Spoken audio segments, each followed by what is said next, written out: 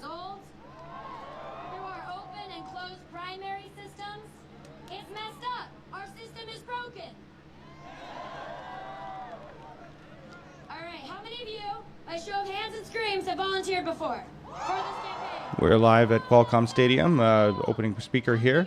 Thank you, local NBC San Diego. All right. So there's still a lot of you out there. Here's the thing with volunteering. Volunteering is what makes people vote. Because a lot of people don't remember that they have to vote on Tuesday. They forget that the primary is this coming Tuesday. They think they just have to vote in November. And a lot of people feel like their voices don't matter. Does your voice matter? So does their voice. And you guys can access a community that I can't access, and I can access a community that she can't access, he can access a community that you can't access. We all have to be each other's brother and sister's keeper and get out there and help people know about Bernie Sanders.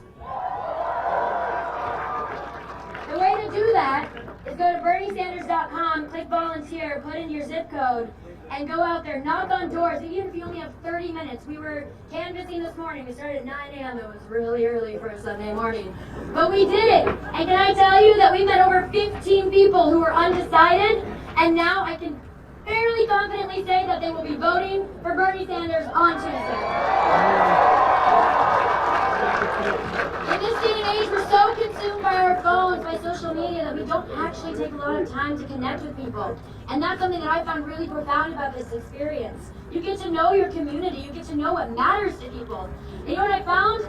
Is what matters to people is free college education, universal health care, prison reform, political reform, equality for LGBTQ members, equality for women. People of America care, but they don't know that we have the power because we have given the power to our elected officials for far too long, who have abused it by using their own agendas because they're tied to corporate money. And Bernie Sanders is not. So I guarantee you when he's in office, he's still going to continue on the path that he's on now, which is listening to us. He says it himself. This is not a campaign about Bernie Sanders. This is a campaign about the people. And we are the people. I completely understand that it's much easier to stay at home and complain about the world. But democracy is not a spectator sport. We cannot stay idle any longer. We have to be active and use our activated activism to connect with people, to educate, and to make sure people vote on Tuesday. One more thing. With all the voter disenfranchisement that is not only going on in this election, but have gone on for decades in this country, just like the 127,000 people, including some of my personal friends, who showed up to the polls in New York City and were handed a provisional ballot and don't know if their vote was counted. That just happened. That's not okay. But there's a good chance it might happen again in California. And a lot of people don't know what it means when they say sign this or fill out this provisional ballot. So they do, and they walk away. So we have to educate people. It's not up to the pundits, it's not up to the DNC or mainstream media, it's up to us. And when the power of the people stand together, there is nothing we cannot do. They want us to be afraid. They don't want Bernie.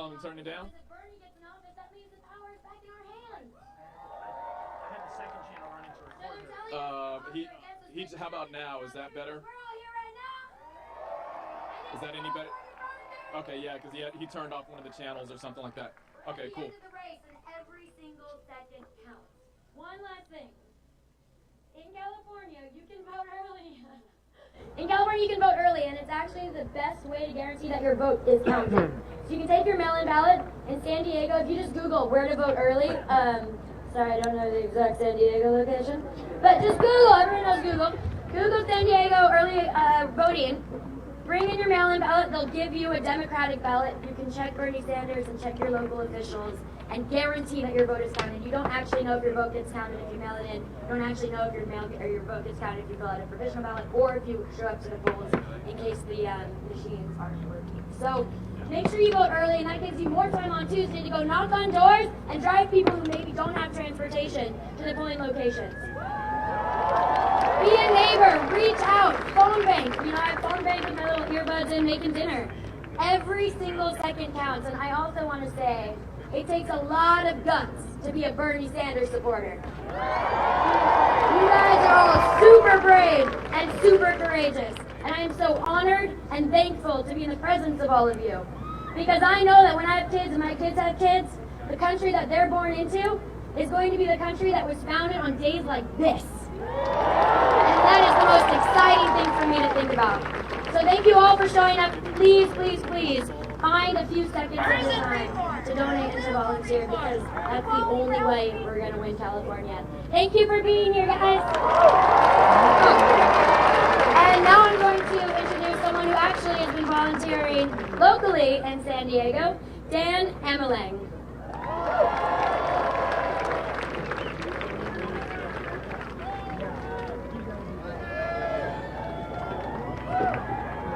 Good afternoon, everybody.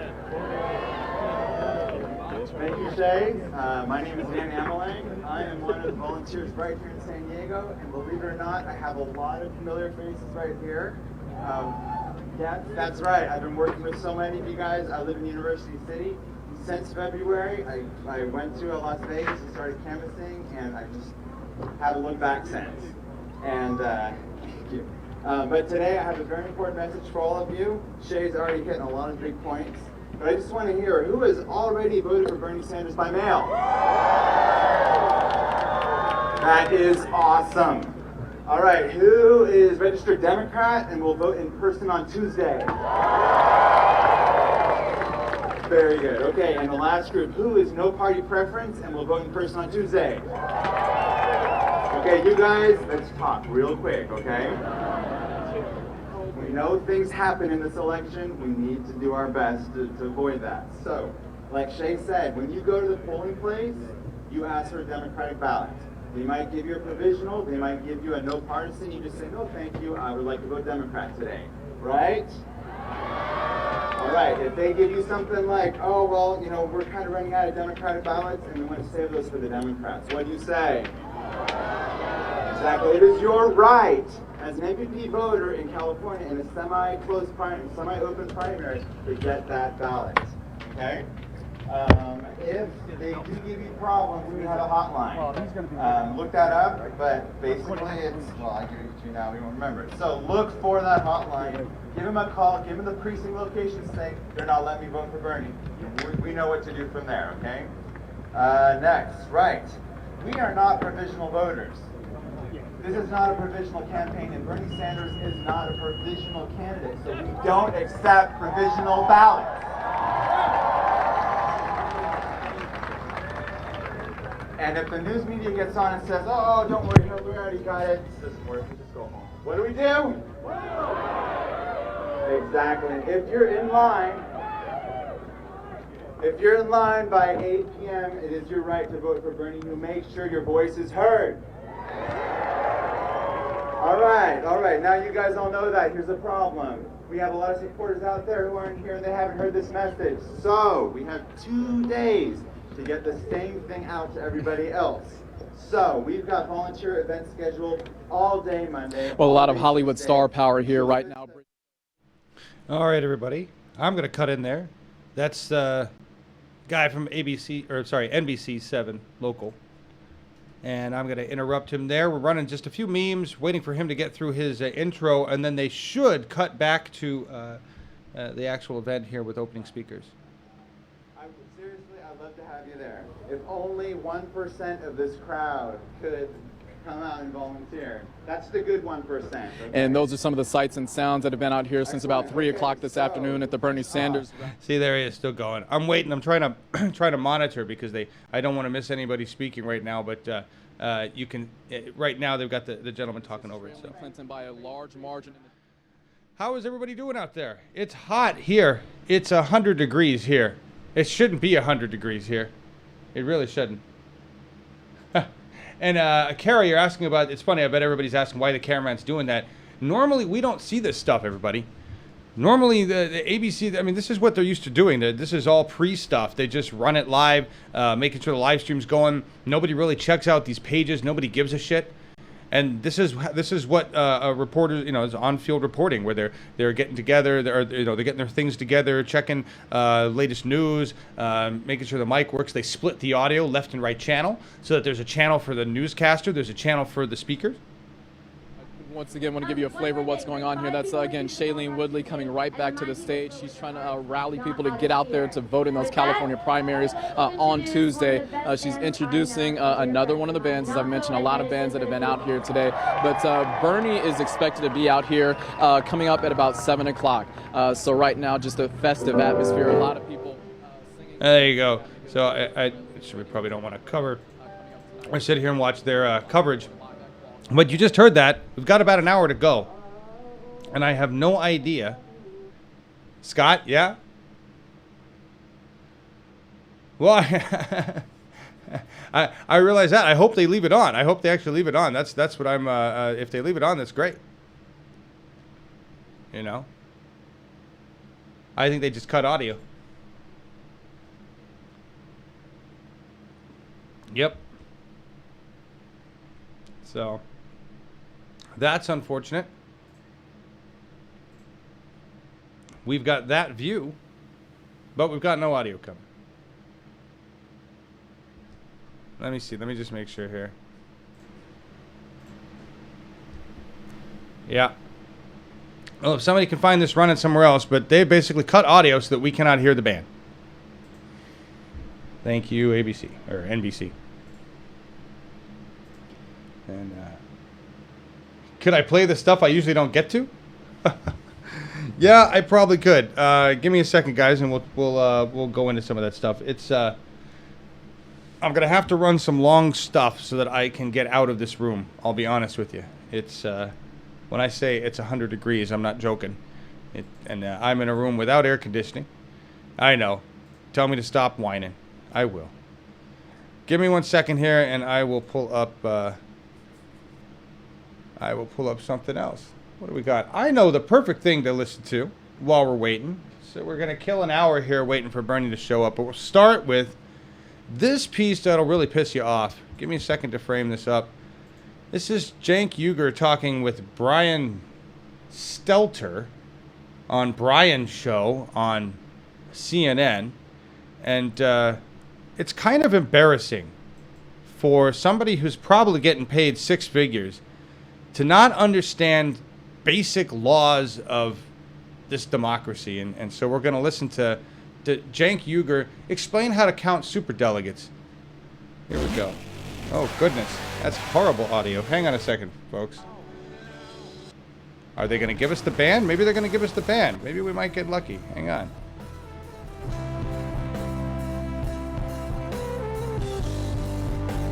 All right. See if I can work with this here.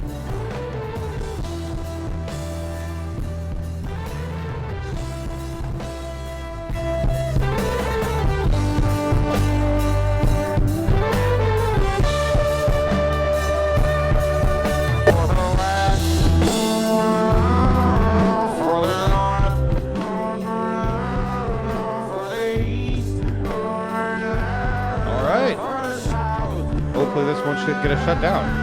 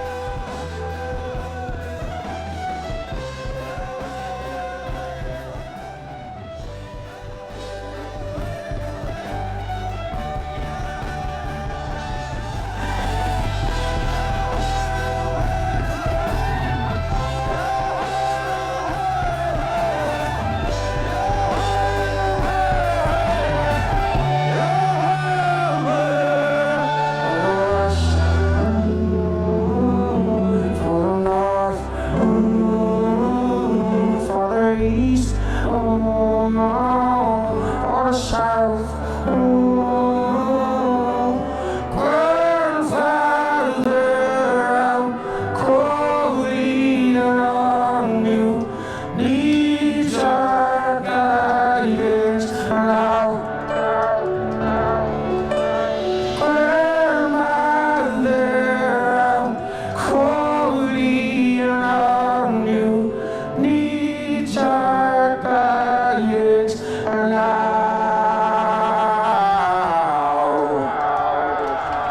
Oh! Yo, what's up, San Diego? San Diego! Oh! How you guys feeling the burn? How you guys feeling the burn? Yo, the big massive love to all the Navi community, all the Hispanic, speak. Hola, ¿cómo están? How you doing that? ¿Qué pasó?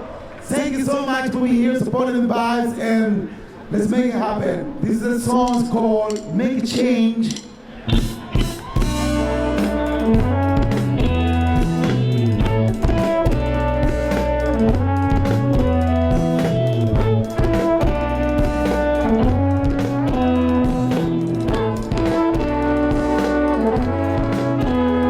If I make it out alive, I will make a change.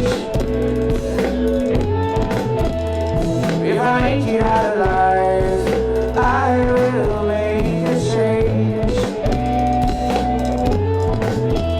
I need a change, it's evident. A transformation imminent. A chance for my soul's intelligence to redefine line of a difference. I bypass the people with the well scratched pad. I was looking at my poetry for the reasons I had. Never stopped and let someone else take the wheel. Now I'm in the backseat like what the hell is real. Got the baby, the hatchet, home no casket. The dead don't dance to a liar's mess. So restless, cause it out my checklist. Holding for fair and paper horse heavy checklist. That's like he got a dead bitch. True real good, sick of the trickster. Laws of nature, loyal creature. Son of the most high, willing to wage in my prayer. And I'ma stick to it. I'm ultimately never been my consciousness. I want to change. I will make a change. If I make it out alive, see you on the other side. It's a sacrifice I owe. It's the reason I die. And I know it needs to pass, so I put it in the past. And of all the things I fear, so now in a year I'll make a change.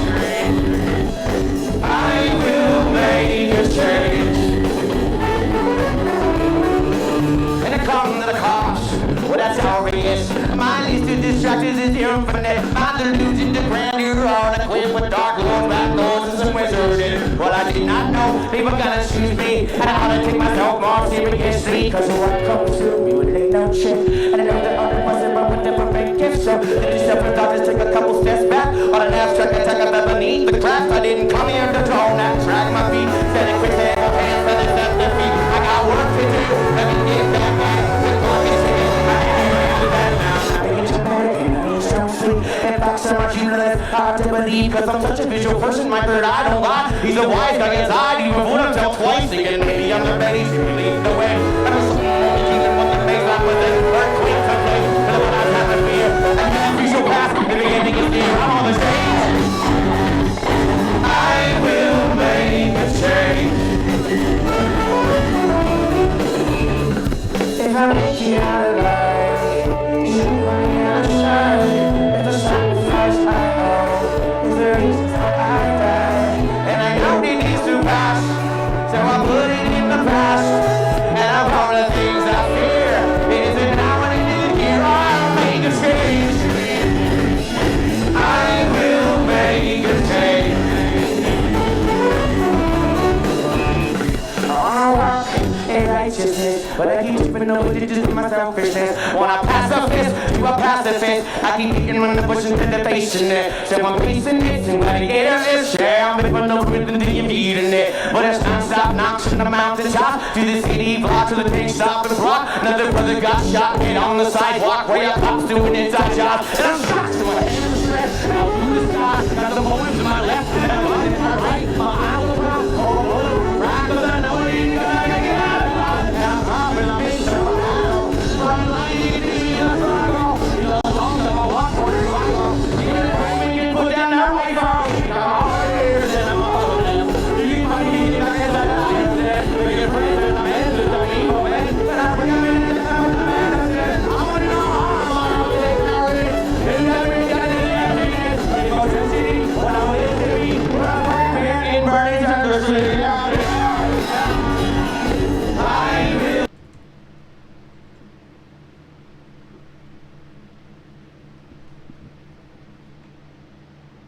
Well, that's not good.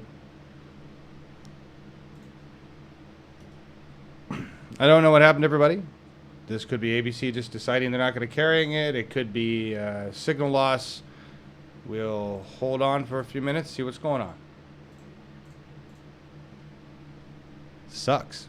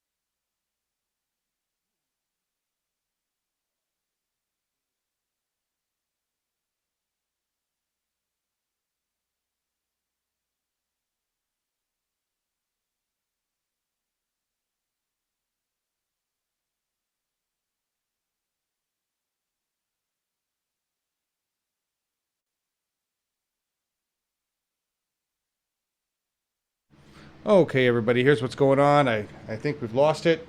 I'm monitoring 7, the NBC station to see if it comes back in. Right now, we're going to switch over to a video.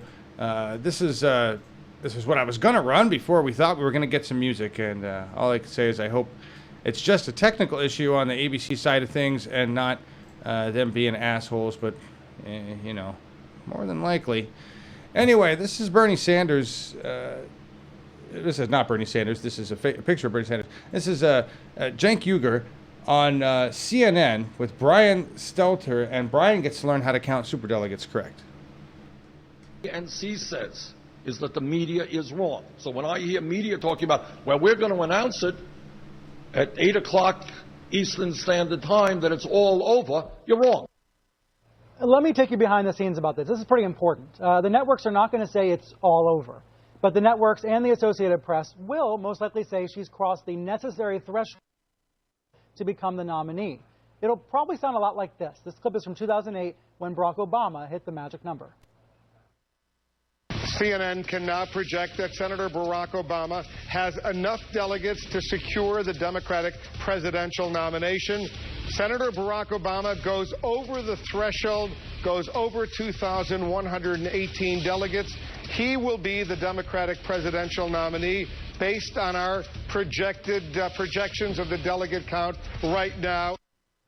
That's what you can expect to hear on Tuesday night, assuming Clinton does get the necessary number of delegates. However, there'll be lots of caveats, lots of acknowledgments that if the superdelegates change their minds, maybe that title goes away from her. Progressive journalists and commentators that side with Sanders say the media is part of the problem here. And one of them is Cenk Uygur, the host, CEO, and founder of the online news show, The Young Turks. Thanks for being here. Thanks for having me, Brian. Why do you think it's wrong for the media to acknowledge the facts? The facts are the superdelegates are largely on Clinton's side, and they're probably not going to move based on the interviews we've done with them. Why is it wrong for the media to acknowledge that on Tuesday night? Because they aren't facts at all. So first, let's just acknowledge what are actual facts, that the superdelegates do not vote until the convention. In fact, if they're not at the convention, their votes won't get counted at all, which is almost never said on television. But the superdelegates are the establishment. They're all establishment people, and they're all voting for Clinton. Only 46 for Sanders. Now, Brian, you guys, and I mean CNN and all of the establishment press, totally tilted the playing field here from day one by counting those superdelegates, when in fact you know the superdelegates do switch their votes all the time. They switched it in 2008. Hillary Clinton had a 100 superdelegate lead, which completely vanished in 2008. So was the why media did you wrong count in it from 2008? day one, which was absolutely incorrect? It was, in fact, journalistic malpractice. Why did you guys do that? You So did you're that saying 'cause more you have an information is not a good establishment thing. We should hide people from the reality of what the superdelegates. Oh, no. Brian, this is very important. If you say, hey, superdelegates are likely to vote this way, or they say they're voting this way, as an aside, that's perfectly fair. But if you count them in the official tally when you know they can and often do switch their votes and have not voted yet, that is simply incorrect. That is not a fact. That is the opposite of a fact. But the Hillary delegates switched because Obama was going to win. In this case, we know the superdelegates are establishment figures or former governors and people like that are clearly pro-Clinton. Nothing's going to happen that's going to change their mind.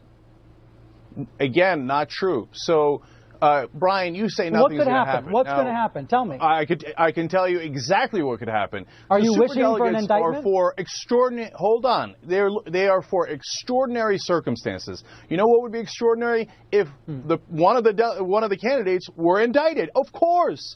So you guys keep assuming there'll be no indictment. And Brian, I hear you have reliable sources. So tell me, do you have any sources inside the FBI or the State Department that have already told you that she is not going to get indicted? Because that would be news. I do not. I cover media, not the FBI. But the indications at the moment are that she hasn't been interviewed by the FBI. I hear what you're saying about the indictment, but other than that, it seems to me you're misleading your audience, giving them more hope than they should actually have.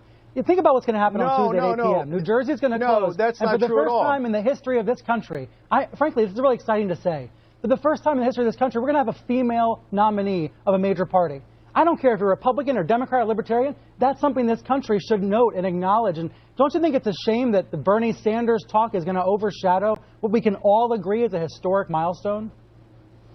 I mean, look at the framing you just gave it, right? So I think Hillary Clinton is a completely pro-establishment candidate that will continue this corrupt system where private interests what finance about the the elections. historic milestone? And so, but instead of looking at it as, hey, wait a minute, one guy hasn't corrupting money and the other one has, you frame it as male versus female, and hence put me in a position where I'm forced to say, no, I don't think it would be historic because I think it's the same old establishment, whether it's a male, a female, or anything else. So the framing is all biased. And I'm not saying that because I think that you're liberal or you're conservative, you're pro-Hillary or not. It's just the establishment told us from day one, the superdelegates have already voted when they did not, and you tell us today to, hey, make sure you go away and you support the establishment candidate. And you're wrong about how I've presented it on the show. I tell people about the delegate math all the time. And as Bernie Sanders himself acknowledges, it is an uphill battle for him to win more pledged delegates, a massive uphill battle, right? And I've said, and I've challenged Bernie Sanders on my program, and I said, look, if there are more pledged delegates on her side and there's no indictment, well, then the race is over, right? Those are ifs, though. They have not happened yet. And the superdelegates vote at the convention. So for you guys to call it when you don't know what the circumstances are and those people have not voted yet, it is just simply incorrect. That is not journalism. Cenk, thank you for being here. It is great talking with you. I appreciate it. No, he doesn't. He doesn't appreciate it at all. Brian, you're an idiot. You're not a journalist. You're an idiot. I just not even gonna, and no, I don't even have, Scott, I don't even have you in a frame. I gotta put you somewhere. Hang on a second. I'm trying to monitor too many feeds. I just want to say a couple things to Scott, or I'm sorry, not to Scott, he knows, to Brian there. I like what Cenk had to say, but just really quick, he referenced 08. Brian said, well, in 08, everybody knew that Obama was going to win, and so the superdelegates switched. Well, what if that fucking happened this time? That basically you gave Obama and Clinton coverage, and you ran a race between two Democrats. I know it's a weird thing, but that's what you did in 08. This time, you blacked out one of the candidates completely and told everybody to go vote for this person because this other person really didn't matter at all. And then you were shocked as all shit when all of a sudden the other guy had delegates and you had to actually look at it as a race like you did in 08. You're a fucking hypocrite. Right? It's not journalism when you report non-facts. And Cenk said it very clearly. The superdelegates have not voted yet. Their votes don't count yet. You don't include them in the totals yet. And the damn chairman of the DNC, as corrupt as it is, told you to stop counting them in the totals, Jake Tapper, Brian Dumbass. This is how asinine our establishment media. Well, don't you think? And then this one kills me. Don't you think it's a good idea to vote for the vagina? I mean, isn't it historic that we have a vagina that could possibly be in the Oval Office? It's a vagina. Jank, don't you want a vagina in the office? We've been waiting for a vagina for so long. It's a vagina. That was his other argument. Hey, hang on, let me get you in here, Scott, because I got to put you up on the camera. But that was his other argument. They can hear you, don't you think? But she's a woman. Isn't that historic? Scott, it's a woman. No, when I was a kid, I thought there was this woman who was Prime Minister in England, Margaret Thatcher. No. Well, that's Prime Minister. That I don't even know. Did you know, Scott? You're not going to believe this. Did you know that there have actually been woman presidents of other countries? Yeah. I think there's a president in Germany, right? Let's see. Yeah, that's the one that Bush, that W freaked out, giving her a back massage in the middle of some frickin' diplomatic meeting. She was all like, yeah, remember that? Yeah. So, yeah, it's amazing that Brian here isn't aware that women have been running countries for quite some time, and prior to America's existence, ran nations like, I don't know, Queen of Spain. Anyway, so delegate math. This is, you never would have heard this argument, and I think Chris Matthews said this. I don't think Chris when he was talking about it and he indicating on MSNBC or whatever fucking show he has, he didn't say, we're going to say she's projected to win. He said, we're going to declare her the winner of the damn Democratic nomination. We're going to declare her the winner. Done. They didn't say we're going to project it. Presumptive. I think they used the word presumptive. And they've used the word presumptive from day one. So what's different? No, but I think that's what they're in. The presumptive nominee. They didn't. I know. It's ridiculous. Did you ever think you'd see the day when that was considered journalism? Brian looked baffled. As Cenk is telling him, he's like, but she's a woman, and why not? He really just looked baffled. Here, we got to get this message out, everybody. This is a new thing that just came out. Captions for Bernie. This is a minute and a half. I'm going to run this. Bernie, 2016. California is demanding a political revolution. On June 7th, here in California, you're going to be holding the most important primary of the entire nominating process.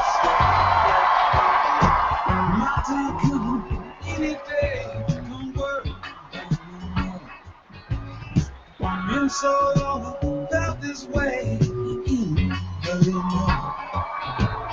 Rainbows in down that highway. Our job is to bring out our friends and our family and our co-workers.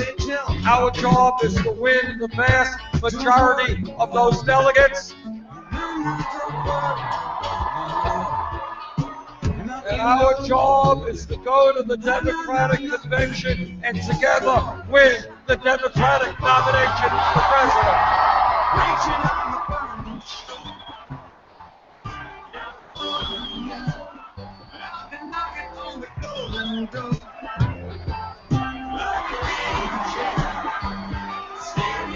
Our job together is to allow the whole world to know that California, a progressive state, a great state, the largest state in America, is demanding a political revolution. Wow, that was cool. That's Tuesday. That's California is a state Hillary Clinton cares about now.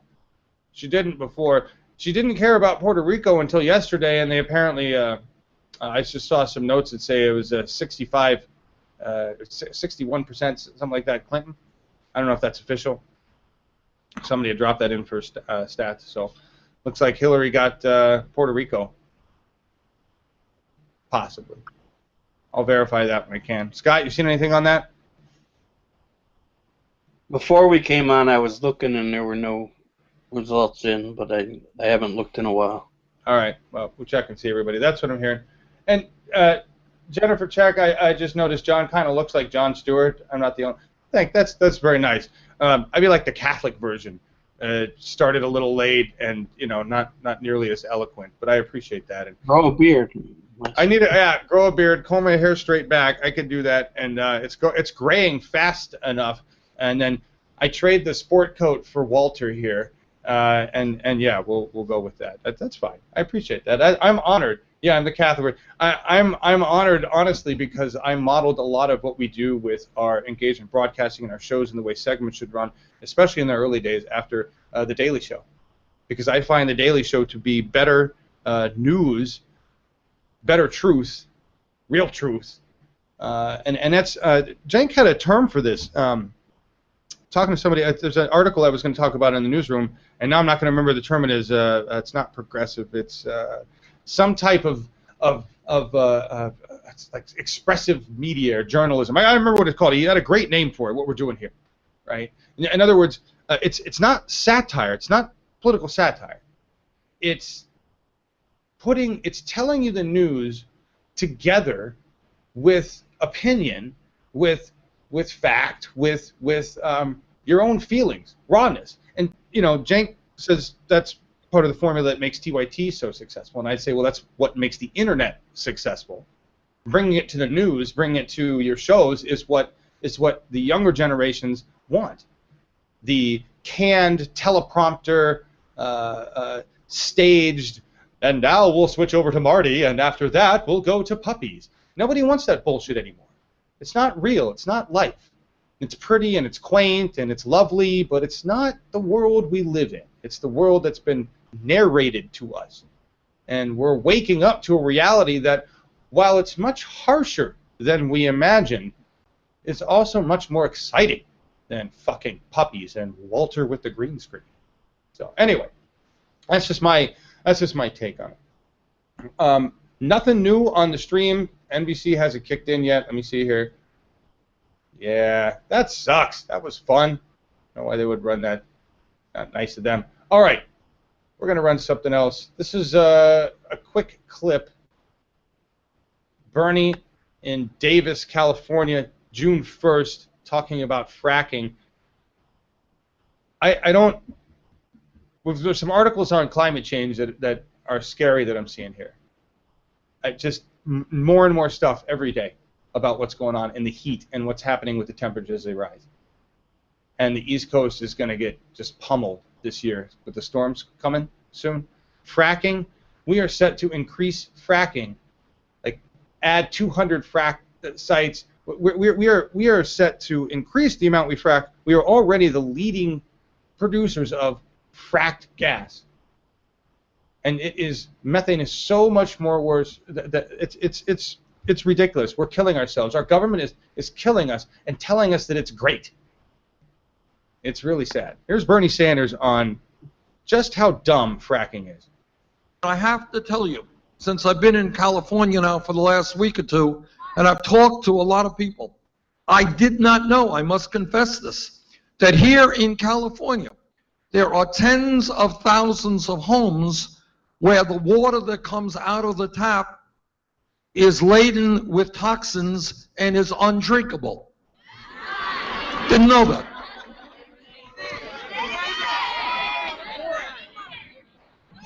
People in America should be able to drink the water that comes out of their faucet.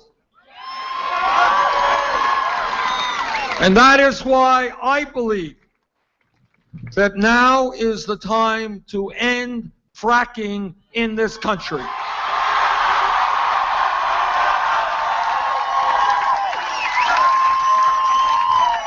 And once again, I urge Secretary Clinton to change her view, join me in ending fracking and making certain that the water supply and the aquifers of this country remain clean and healthy.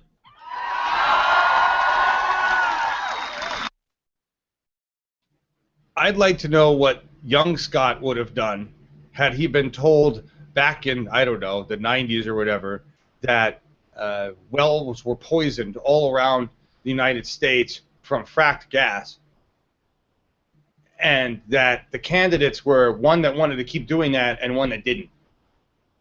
Because, you know, how Bernie Sanders says, you know, I don't want you to have to tell your grandkids when your grandkids say, I can't believe you lived in a time, Grandpa, where women couldn't vote. Well, we've already had that time period. It was somewhere in like the late 1800s where they said, I can't believe you lived in a time, Grandpa, where we didn't have clean tap water. So we've kind of gone back. It may not have been late 1800s, but it was a long time ago. We had clean tap water across the United States.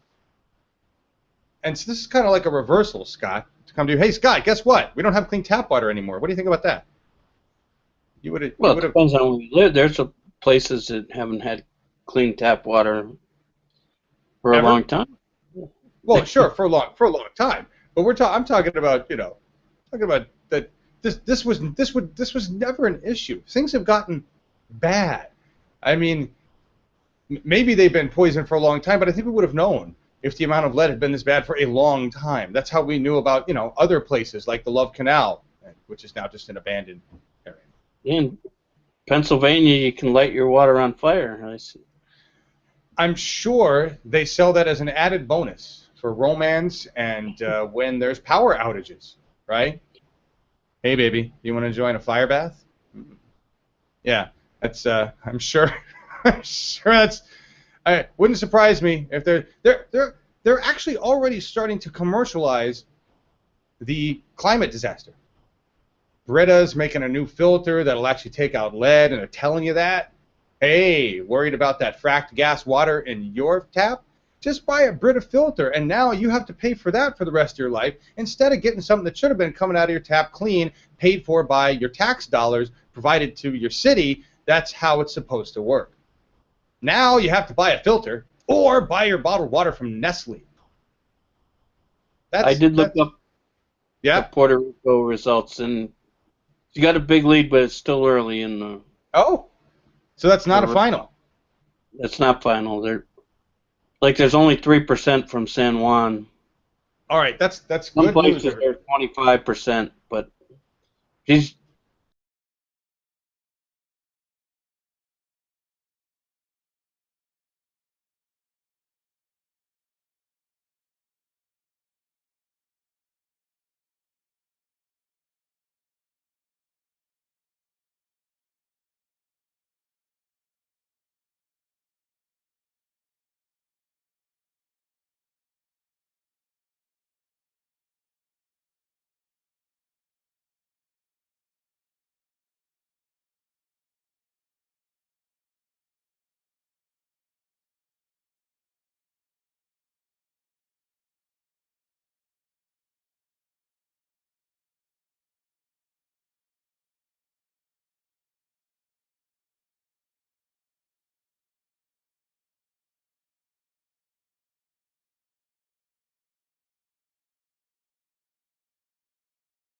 But if I could, I would. My name is Anne. Sorry about that, guys. We had a bit of an audio problem. I realized this started without audio. It's not really going to help it much. Hi, this is Amy and Rosta. I'm Nick, and this is Boogie. Hi, my name is Priska Willemsen, and I'm from Denmark, Europe. I can't vote for Bernie Sanders, but if I could, I would. My name is Andy O'Rourke, and I'm supporting Bernie Sanders because I think that we can do better as a country. My name is Brian. I'm a school teacher in Central California. Hi, my name is Jackson. Hi, I'm Charlene Yee. Hi, my name is Anthony Ramos, and I support Bernie Sanders. We support Bernie because of his stance on Native American rights. Because I feel that he has done and will do more for veterans than any candidate today.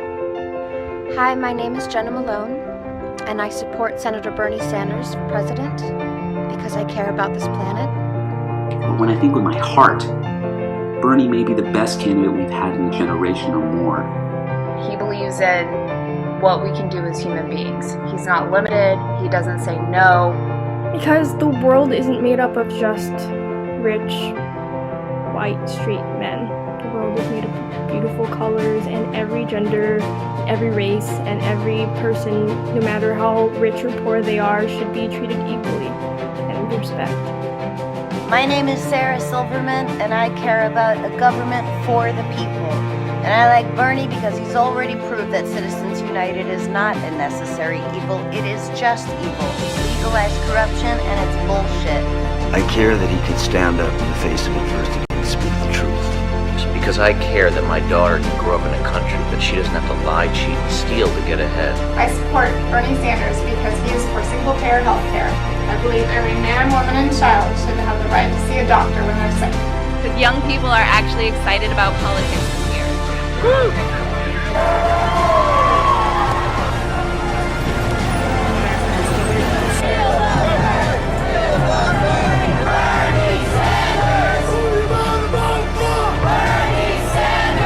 Everything's good about Bernie. He's genuine.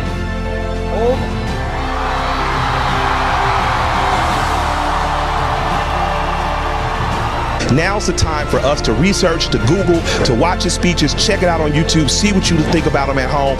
You're going to be compelled to vote for this man.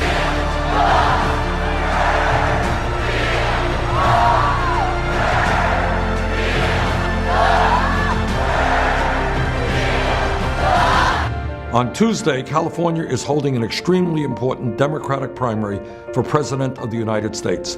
Please come out and vote. Please show the world that California understands it's too late for establishment politics. We need real change. Thank you very much.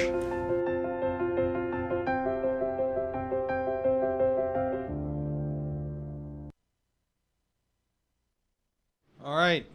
That was nice. Sorry about that, everybody. Some audio issues there. Had to get the camera 4. It's always camera 4. Damn it. It's never camera 3. Scott, any news? Any breaking information I need to cover? While we're vamping. We got 20 minutes left. 20 minutes of vamp. You're confident it's only 20 minutes, huh? No, not at all. Not at all. I got nothing on that. Not at all.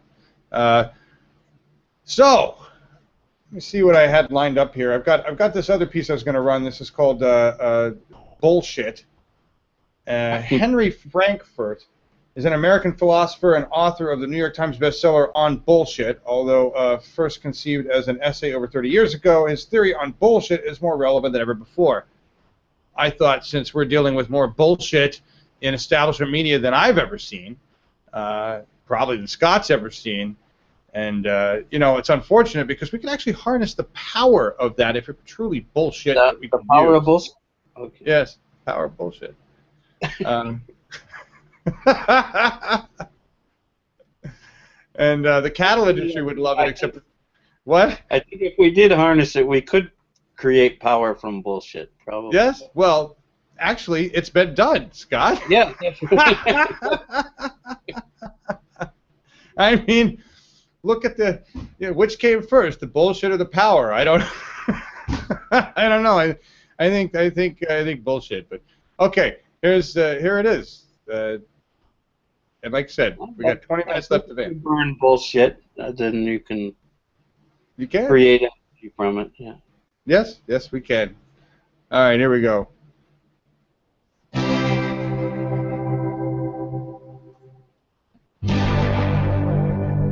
People should care about the truth because the truth is the truth about how things are. And it's important for us to recognize how things are, not to pretend that it's something else. If you have the truth, you know what reality is like. If you don't, you're ignorant of reality.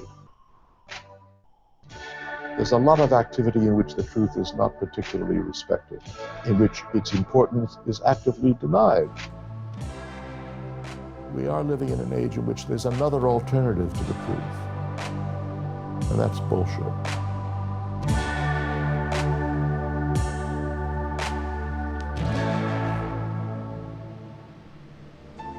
The reason why there's so much bullshit, I think, is that people just talk.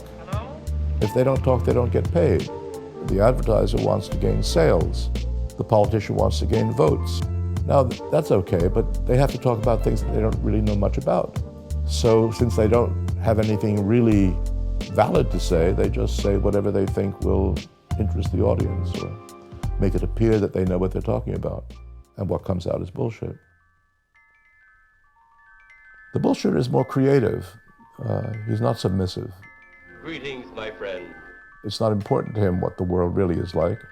What's important to him is how he would like to represent himself. He takes a more adventurous and inventive attitude towards reality, which may be sometimes very colorful and sometimes amusing. Sometimes it might produce results that are enjoyable, but it's also very dangerous.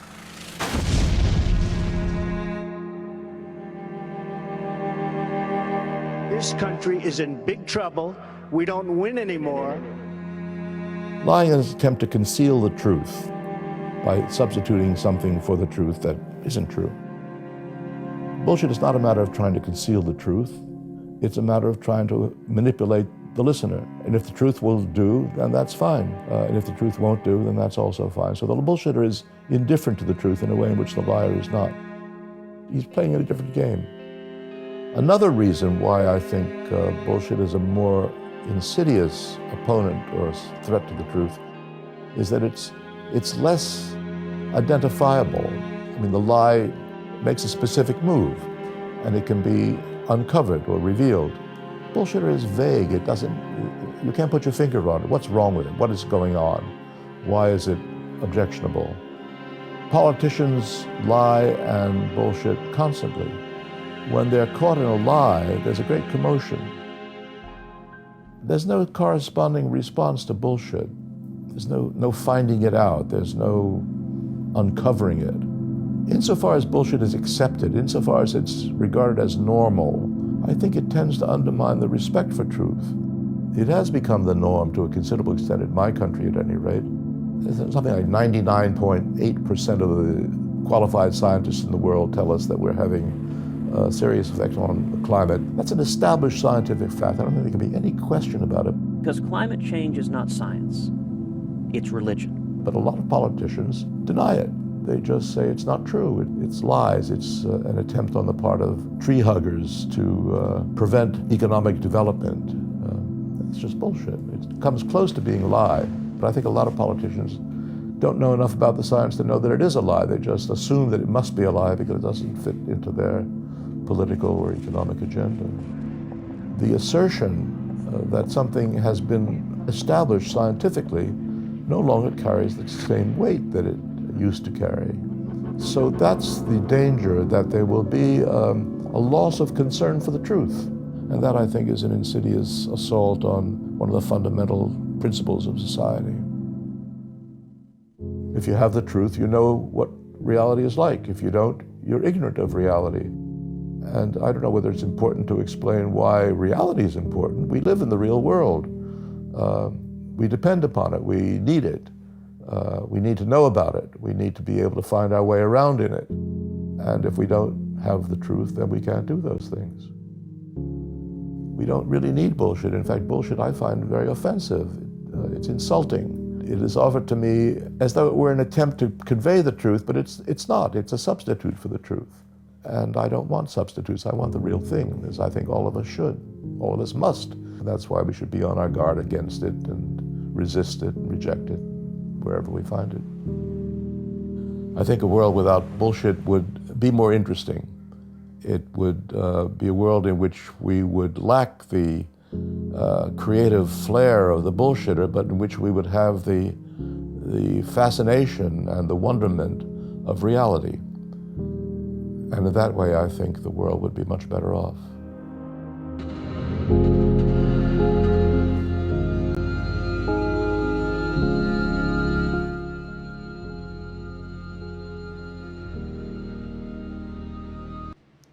Well, I got no arguments there. Scott? Bullshitters. We've been dealing with it for a long time. I like some of the lines there. You heard Cruz. He called science religion. Literally, that's not science. That's religion. That came out of Cruz's mouth. These are the people that run our country, or attempts to anyway. These are the people in power. When you have people who are not aware of the truth, these people grew up on establishment media and they believe it. That's the scary part. They believe their own bullshit. When you believe your own bullshit, it's like double scary. I don't think most of them believe their own bullshit. You don't think so? You don't think they have to just to wake up every morning and not like slit their own wrists? Be like, oh my God, I lied to the world every day. I just need to believe in it. I need to believe it's true. The world's flat. For example, I think Donald Trump knows that Obama was born in Hawaii. Well, all right. Trump's a little different. Trump's a salesman. Trump's just a salesman. And I'm glad there's 566 people in there chatting away, listening to us and this stuff. Thank you guys for being here. We've got 12 minutes to go, and I really like that piece. I want to talk to that guy. In this 12 minutes, I want to run the piece that we ran earlier, Scott, because, and of course I don't have it pulled up. I'm gonna have to pull it up here. Give me 1 second, everybody.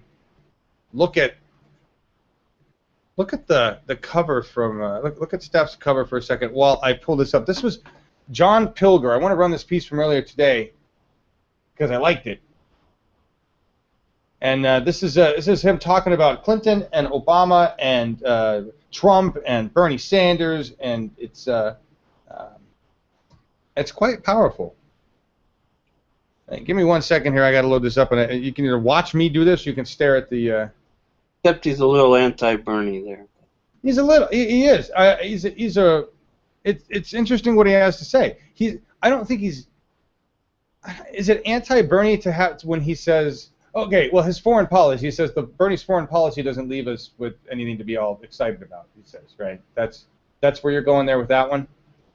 But he also thinks that Bernie is a tool for the Democratic Party. He does. That's something that I didn't even catch. And Scott's talking about there is that I was more interested in the way this guy was talking about just overall badness going down. And he's saying that Bernie Sanders is just trying to herd all of us into the Dem party, and then he's done. He's basically gonna pull an Obama on us, really. So this should fill the rest of the gap in our vamp, and we're gonna watch this. This is so this is John Pilger, but I don't know who the other guy is. Do you know who the other guy is, Scott? This must be his show, his regular show. Yeah, it's the other guy's show. It's okay. RT. Yeah, this is RT, and it's fantastic. So here you go, guys. Check this out. Very different perspective, European perspective on American politics. Defense Secretary Michael Fallon has jetted off to Singapore for the Asian Security Conference, where the keynote address today will be given by U.S. Defense Secretary Ash Carter.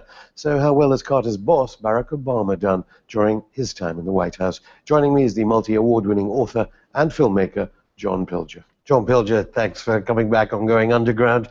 Let's begin with, well, Ash Carter is in Singapore for this important security summit. Lots of presidential contenders presumably looking at this summit for the future. You say in your most recent piece that Obama's worldwide campaign of terrorism is unprecedented. Why is President Obama's terms in office signal such a shift in U.S. imperial powers, as you say? Yes, I mean, Obama's almost a perfect example of the image and the reality. The image of Obama was of this interesting, eloquent African-American man who somehow rose through this vortex of politics right to the top and would bring a kind of new civilized attitude to America. All that was nonsense. Obama went to Prague in 2009 and stood up before an adoring crowd and said, the United States will help rid the world of nuclear weapons. Under Obama, nuclear warhead production is greater than under any post-Cold War president. There's something like $1 trillion have been earmarked for nuclear weapons production and development. And yet he visited Hiroshima as the media. Well, but these are acts of deep cynicism. And power at that level operates, yes, in a public relations sense, and that's very much today, where The Guardian has just published a picture of Obama frolicking with his family and his dogs, and what a wonderful human being clearly this man is. The other side, the cynicism of great power and great reckless power in many respects, is expressed at Hiroshima, where all the evidence shows that both Hiroshima and Nagasaki were sacrificed as America's first expressions of violent power in the Cold War that was then underway. So for Obama to go and talk about the atomic bombs as if God dropped them, he uses the passive voice, and really quite vomitous language, like we must have the courage to care. So no one dropped the atomic bombs. The United States certainly didn't kill all those hundreds of thousands of people. It didn't cause all that suffering. It's something that we should all express sympathy to. It was like a kind of high mass, so the great divinity was there, but not the United States. That's not to blame. That's been Obama's role as a PR man extraordinaire. And he came in to power, people fell on their knees. If you read mainly the liberal media, fell on their knees. This was a kind of second coming. There was a problem for the last few years with reigniting Afghanistan and Iraq and destroying Libya and so on and so forth. But the fawning has begun again as Obama's time in office nears an end. And for journalists to report that, as I say, deeply cynical action of Obama's and the United States in Hiroshima the other day, to report it without the context of all those survivors, and I've interviewed many of them, of how angry they were, many of them. But they're polite people and they're very elderly, but they were angry. Because, of course, we're taught here at school that it ended the Second World War. Well, we're taught a lot of things in school. We used to be taught that all Indians loved the British Empire, and the Great Famine of 1943 was somehow excluded, and that the Mau Mau were uniquely terrible people. The British did nothing in Kenya that warranted this kind of resistance, and we were taught, in other words, we were taught a lot of imperial nonsense most of the time. I think I probably spent the first, after school, I probably spent the first 20 years trying to revise it, what I'd been taught. Okay, do you think Trump and Clinton and Sanders, though, they won't be as, I mean, if you think of the coups under Obama, or certainly the US-backed changes Libya, of government, Dilma Rousseff arguably in Brazil, will things get better? Clinton, Trump, or Sanders wouldn't do the kinds of things that Obama has. They're going to be another American president. That's really, I don't really need to say any more. And those who attach a kind of false hope, and I mean a false hope, and Obama was given truckloads of this false hope, and even a kind of suggestion that they're really unusually benign creatures. Those people don't do us any service. That's very difficult to describe either Donald Trump or Hillary Clinton as benign. We're going to get either, when I say we, the rest of the world, are going to get either a right-wing, classically right, first America first populist in Trump, or we're going to get someone who is the absolute embodiment of the system that has run seamlessly since 1945. Okay, but Sanders, actually, you've been writing about very recently, saying because he voted to destroy Yugoslavia, to put Edward Snowden on trial, he called Hugo Chavez a dictator. Yeah, you dead don't want comment. Sanders, let's get the quote exactly right. He was asked about Chavez, and he called Chavez a dead communist dictator. I don't think there's anything in Senator Sanders's foreign policy that offers any encouragement to any of us. And I think it's rather a pity that if you speak against or just simply point out the flaws, the obvious flaws in these candidates, as well as the positive side, there's no doubt Sanders has offered some kind of civilized life to the United States. It's not going to happen. He's offered health care. It's the only developed country that doesn't have a proper health care system. He wants to do something about the barons of Wall Street. Good luck. He's not going to be president. And what Sanders is doing now is almost a two-track. He's telling his supporters to go all the way to the Democratic convention, but at the same time, he's almost containing them. Because among those supporters are many, many very interesting and passionate young people who could form the basis of a great movement in the United States, a movement not unlike those in the 1960s and 1970s. And the threat to them is that a Democratic candidate like Bernie Sanders, or certainly like Clinton, will attempt to contain them, to keep them within the system. The good news is that clearly millions of these people are saying no. I'm not sure I like the term conspiracy of silence, but it's applicable to this election campaign in the United States. The United States is in a...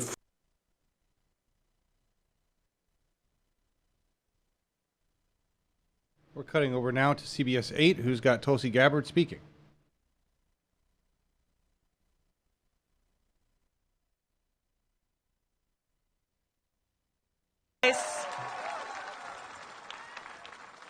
These are people who have given so much and who understand firsthand the appreciation of peace because they've seen war firsthand.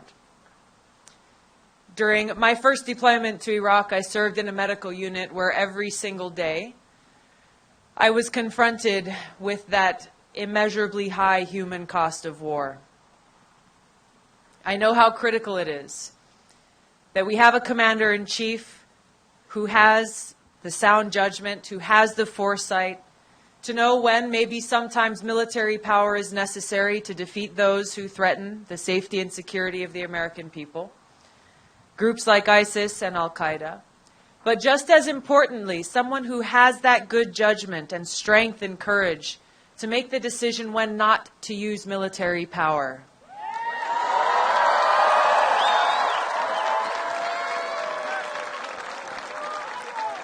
Bernie Sanders has that. He has that intelligence and foresight and good judgment, that military mindset where he's thinking clearly through the consequences of these military actions before those actions are taken, not after.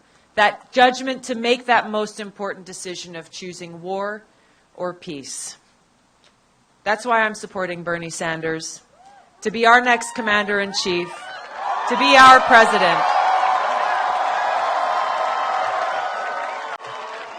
It's because Bernie has made it clear time and time again that he will stop wasting our precious resources on these interventionist wars of regime change and the ensuing nation building that occurs after these wars. Instead, he'll use those precious resources to nation build right here at home. He'll use those resources to rebuild our infrastructure, to invest in education, to preserve social security, to keep our water and air clean.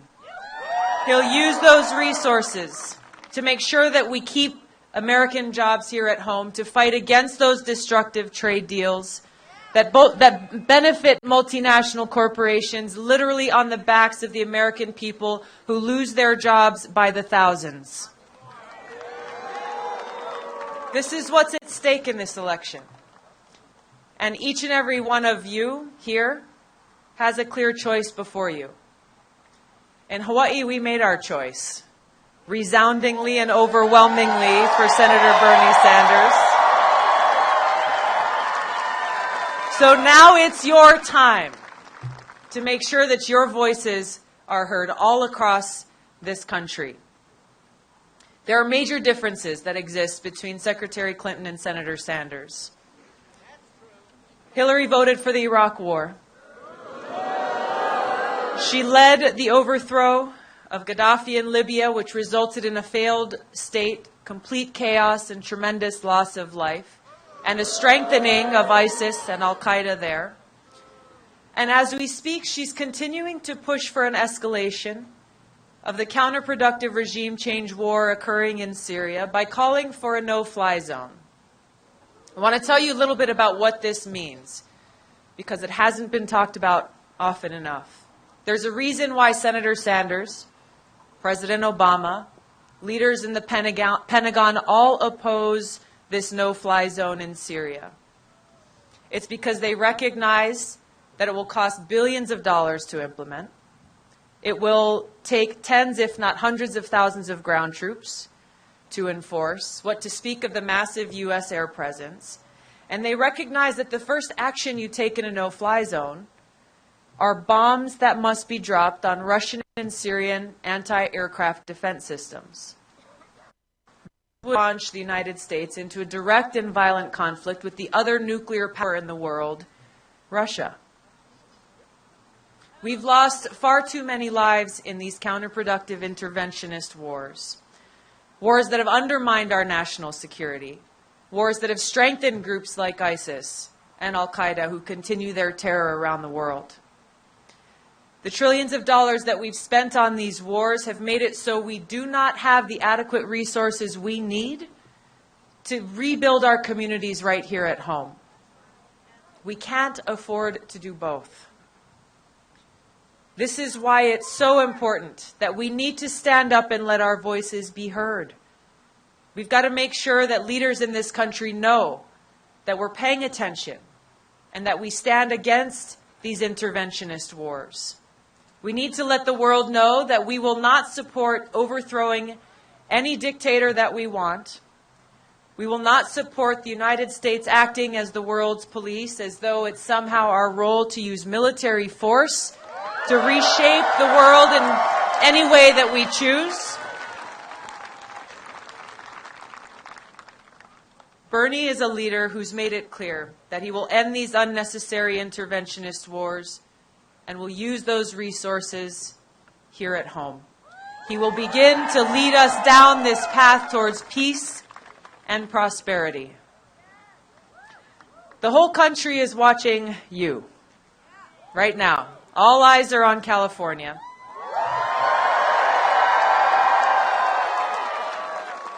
I spent some time earlier today with Blair and Zoe and a group of other volunteers who spent their day knocking on doors.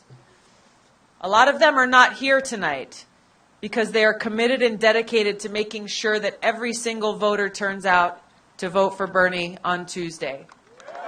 And that's what we need you to do. There's a lot of misinformation being put out there. There are a lot of questions that people have.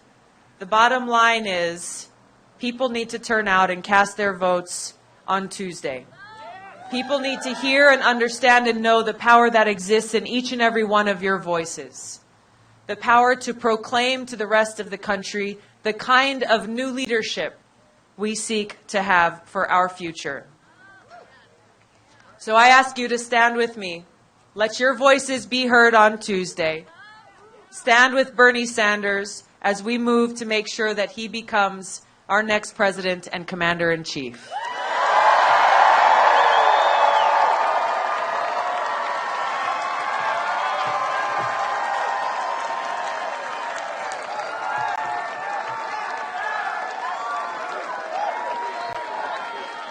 I want to introduce you to someone really special now who you're going to hear from. Someone who has been, Bernie's coming soon. Someone who has been a clear, strong champion for the people, for the voiceless, and for those most in need. someone who has been a champion for Bernie. Please welcome Dr. Cornell West.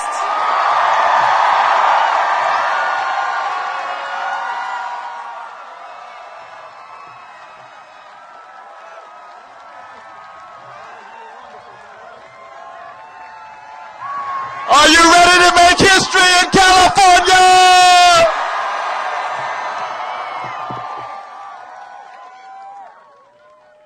I'm talking about my brother who exemplifies integrity, unbelievable courage. And people know if the election were held at this moment and only those who are under 45 can vote, my dear brother Bernie would win a landslide. That's the future to believe in. And we got a message for our dear brother Bill Clinton, who said we'll be toast on Tuesday. What is he talking about? Too much arrogance, too much vindictiveness. Let's tell the world in California what we will do on Tuesday.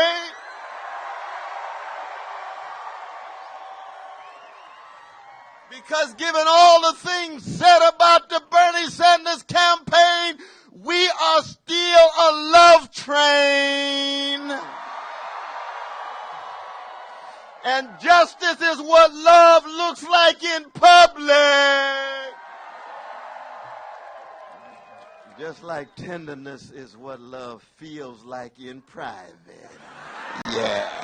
And we're here, we're all colors, all sexual orientations, all cultures, all identities, black, white, red, yellow, all the different, but we here because we have a commitment to truth, truth, truth. And the condition of truth is to allow suffering to speak. We don't care what color or culture you come from. That's what we're here about. Thank God for the artists. They are the vanguard of the species. They keep the love train alive. Give it up for the artists.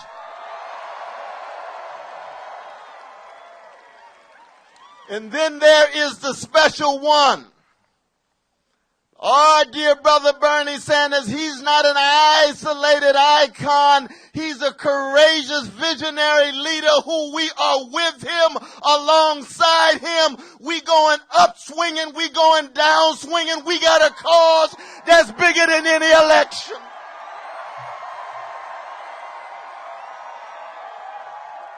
We're going to stick together. We're going to fight together through Philadelphia and thereafter.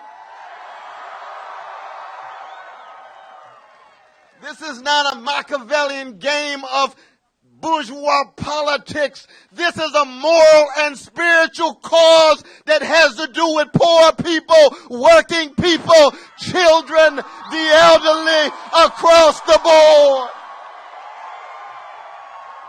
That's what makes this particular moment unprecedented. Bernie Sanders stands in the legacy of Martin Luther King Jr. and Rabbi Abraham Joshua Heschel and Edward Said and Dorothy Day and Cesar Chavez. So many of our indigenous brothers and sisters who had the courage to straighten their backs up and tell the truth. This is not just about this particular instance. This is a moral and spiritual awakening to revive American democracy.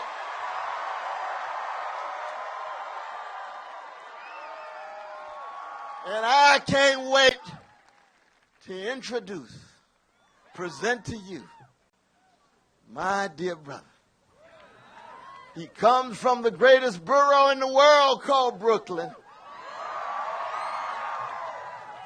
He comes from a very rich, prophetic Jewish culture that says, Hesed, spread love and kindness to the orphan and the widow, the fatherless and the motherless, the oppressed, the working peoples, not out of a hatred for the hatred of avarice, a hatred of arrogance, a hatred of haughtiness. That's what the Bernie Sanders campaign is all about.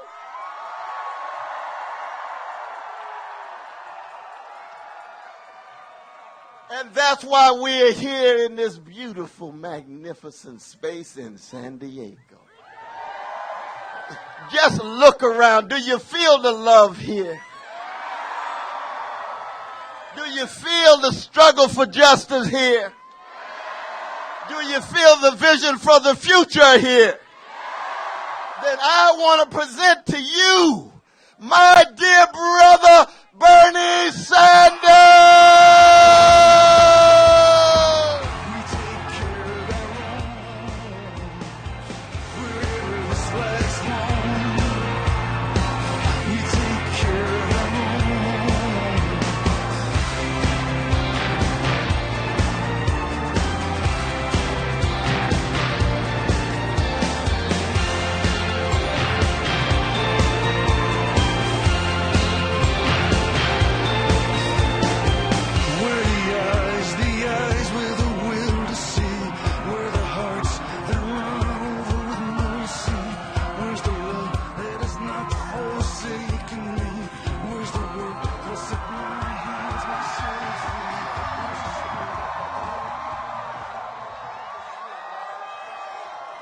Hello, San Diego! Everybody knows my wife Jane, my son Levy, my son Dave, my daughter Karina, my granddaughter Ella, my grandson Dylan. Okay, guys, thank you.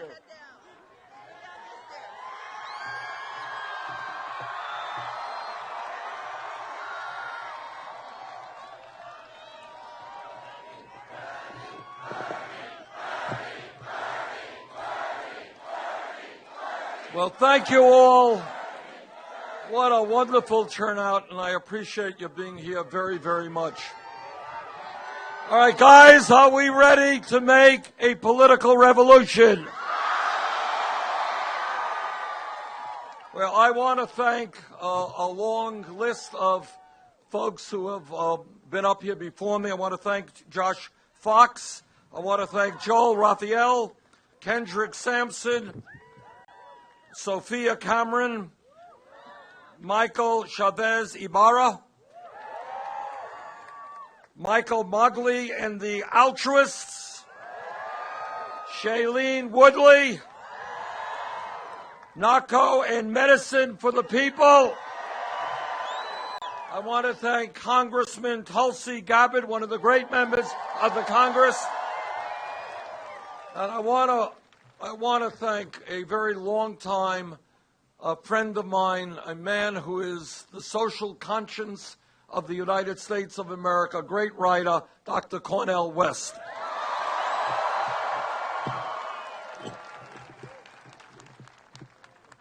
Let me talk a little bit about politics. That is why we're here, after all, aren't we?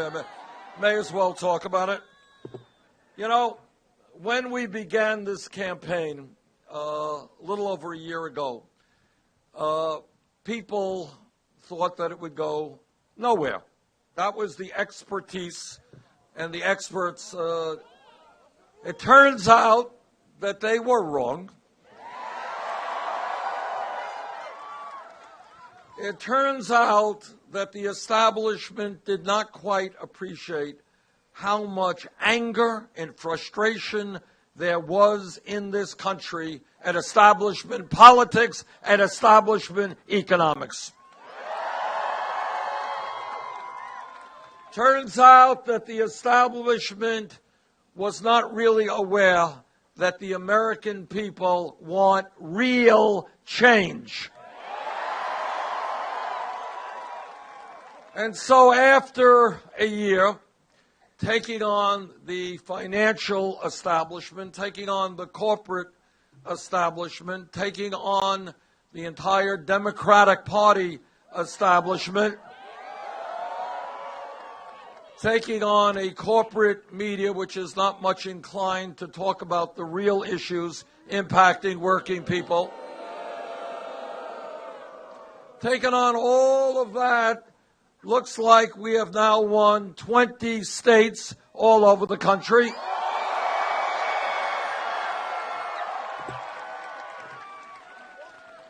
And it looks like we have done something together, because not me, it's all of us, really extraordinary.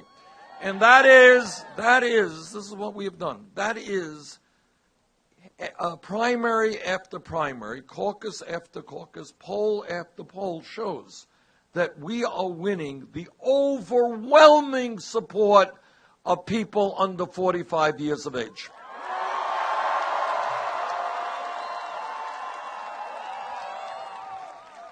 You know, I just read some numbers that we have 70% of young Latinos under 30.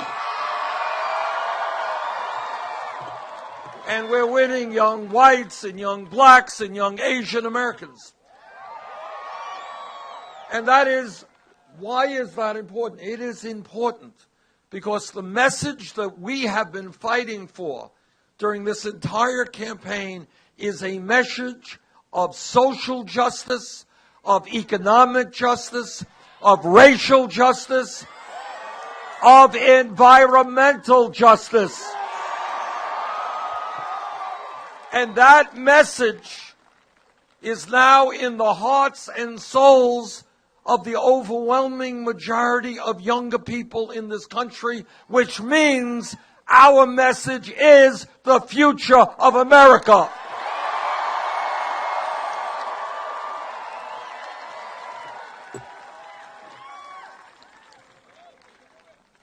All over this country, young people, by the millions, are standing up and saying, we are tired of a broken criminal justice system. We are tired of leaving school $50,000 in debt. We are tired of perhaps being the first generation in modern American history to have a lower standard of living than our parents. And the young people and many others are standing up and saying loudly and clearly, enough is enough!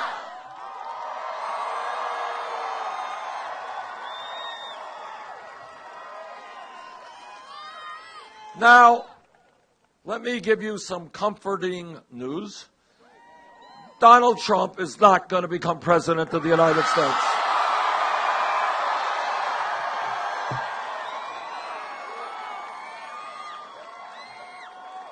Donald Trump will not become president because in every national poll and in virtually every state poll, we beat him and we beat him badly.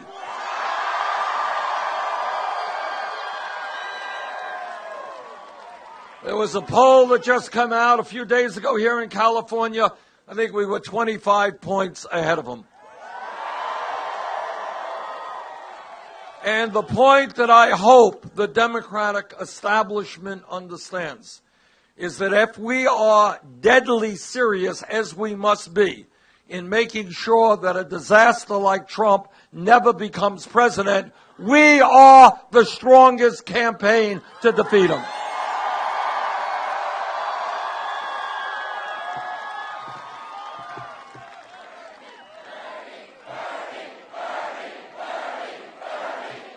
And the reason that we will defeat him is not just where the polls are today. Polls go up and down. The reason we will beat him is because of you. Any objective analyst of the current campaign understands that the energy and the grassroots activism in this campaign is with us, not Hillary Clinton.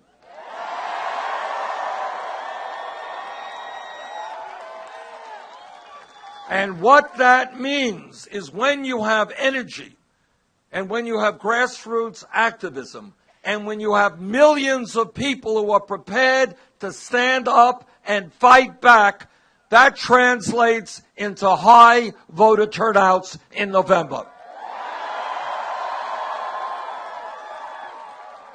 Republicans win elections when people are demoralized, when they give up, and when they don't vote. Progressives and Democrats win elections when people are energized and are prepared to fight back, and that is what we are.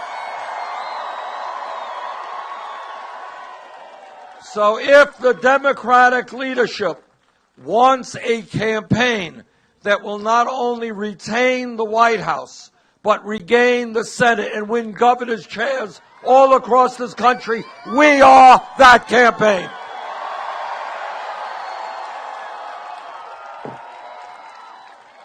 And furthermore, Trump will not become president because in the year 2016, the American people will not accept a bigoted president.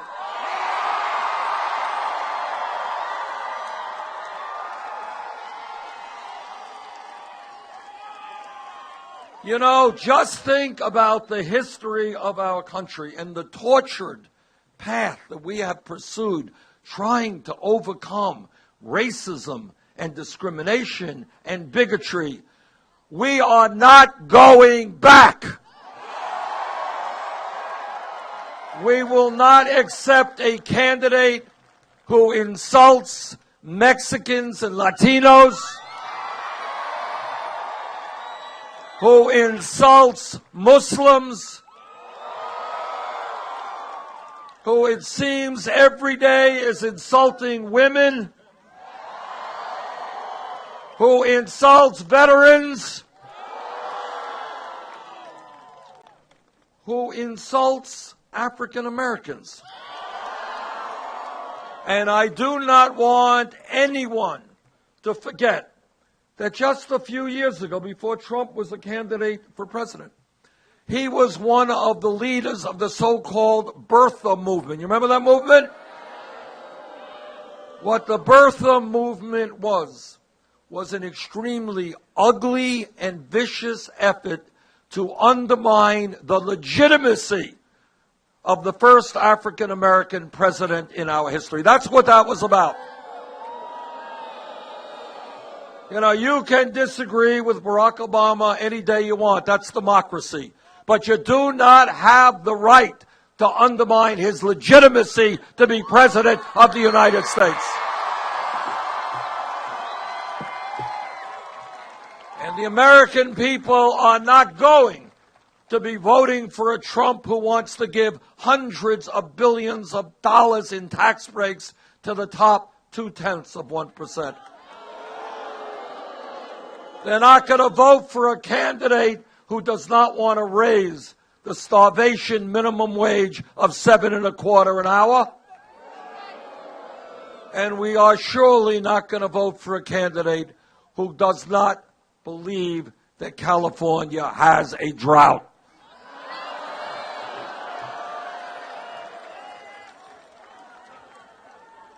This campaign is going to win because we are thinking big, not small. Because we have a vision of where this country can go. And we know that when we stand together, black and white and Latino and Asian American and Native Americans, when we come together as one people, there is nothing that we cannot accomplish.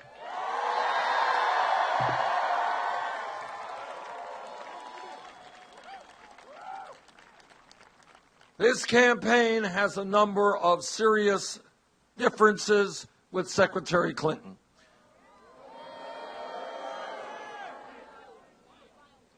This campaign is extraordinarily proud that we are the only presidential campaign not to have a super PAC.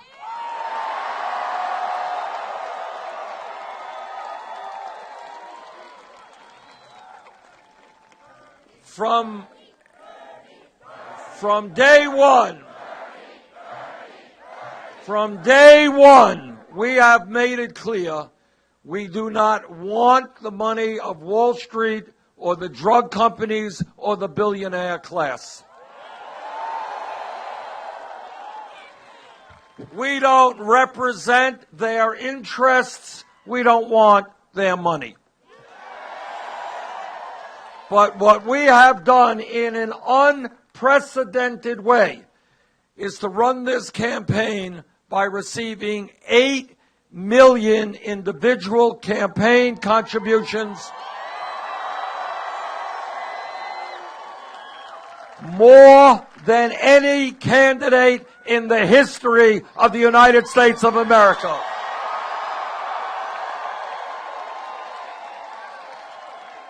Anyone know the average contribution? That's right, $27. Now, what that has shown the whole world is that you can run a winning national campaign without being dependent on corporate America or Wall Street.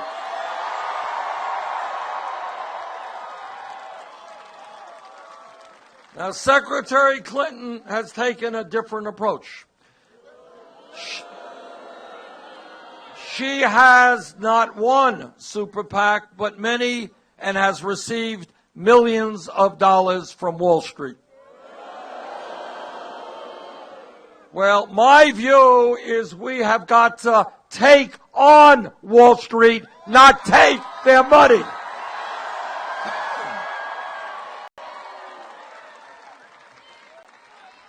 Secretary Clinton says, well, you know, maybe we should raise the minimum wage to $12 an hour. No. When millions of workers are working longer hours for low wages, we're going to raise the minimum wage to $15 an hour.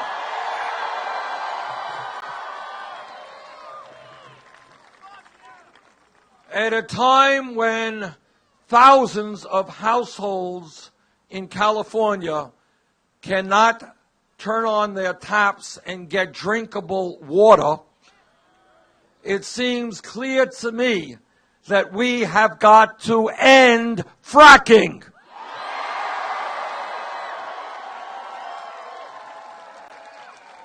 That is not Secretary Clinton's view. In fact, when she was Secretary of State, she pushed the fracking technology in many countries around the world. This campaign is going to win because we are doing something unusual in American politics. We are telling the truth.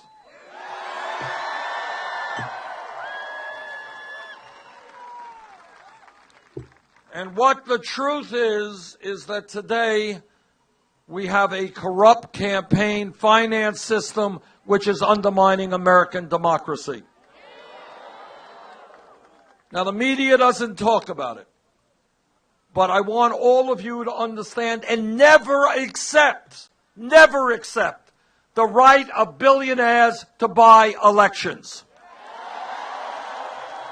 Every day we hear the absurdities. It's not only Wall Street money going to the Clinton campaign, it is people like Sheldon Adelson of Nevada. I mean, this is how insane it is. This guy's a multi-billionaire. He is contributing to Donald Trump, who's only worth $3 or $4 billion. That is not American democracy. You know what that is? That is oligarchy. You know, oligarchy is the concept of a small number of people controlling the economy and the political life of a nation. Guess what? That is exactly what is happening in America today, and we are not going to accept that.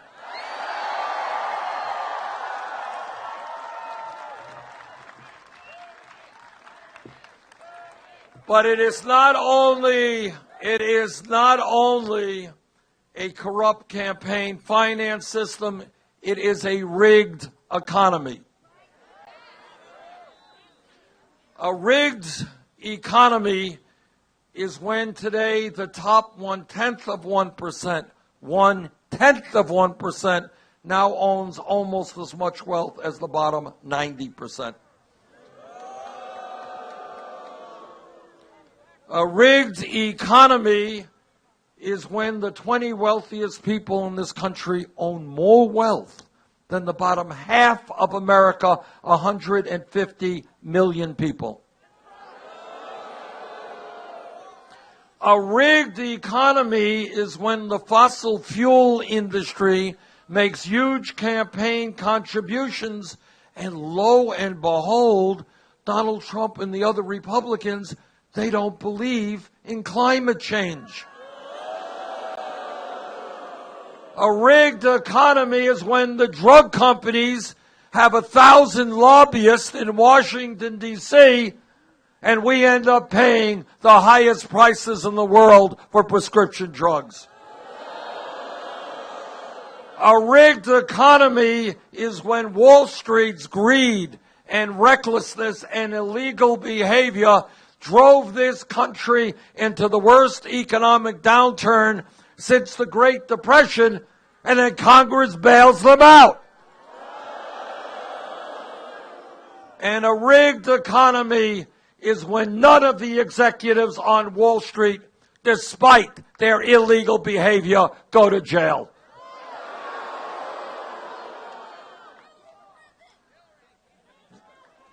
We have got to create an economy that works for all of us, not just the 1%.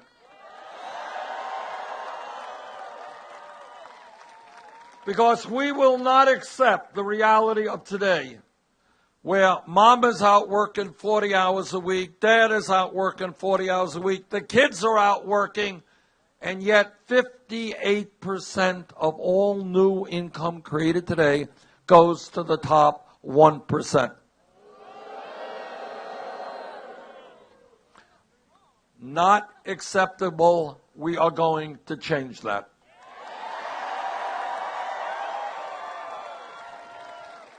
But it is not just the corrupt campaign finance system that we're going to change. It is not only a rigged economy that we're going to change. It is a broken criminal justice system.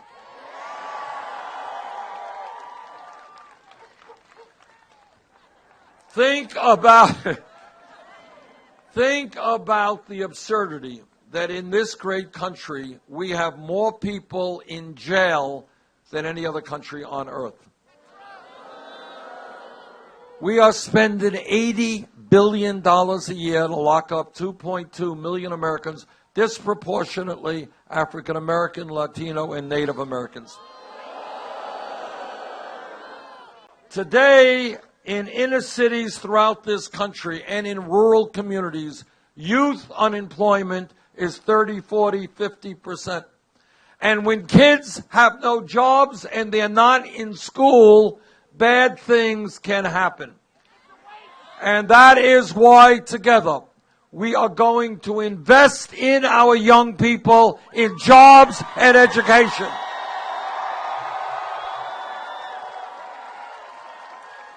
Not in jails and incarceration. Here in California and all over this country, we have been building jail after jail after jail. It's time to build school after school after school. I want our young people to be working at good jobs, not rotting in jail cells. This campaign is listening to women. And women are telling me they're tired of working for 79 cents on the dollar. They want the whole damn dollar. And I know that every man here will stand with the women in the fight for pay equity.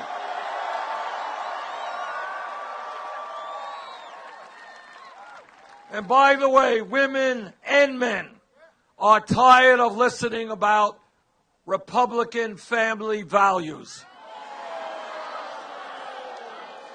Because we know what those so-called values really are. And what they are is telling every woman in California and America that she does not have the right to control her own body. We disagree.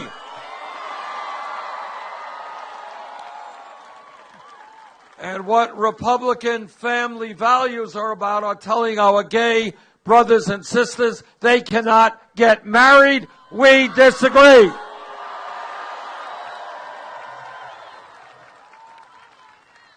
This campaign is listening to the veterans of this country.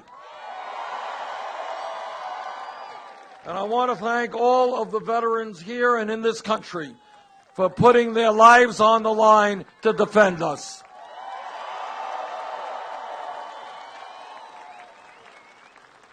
Under a Sanders administration, veterans will not be sleeping out on the street. Veterans will get the quality health care they need in a timely manner and the other benefits that they have earned. This campaign is listening to young people.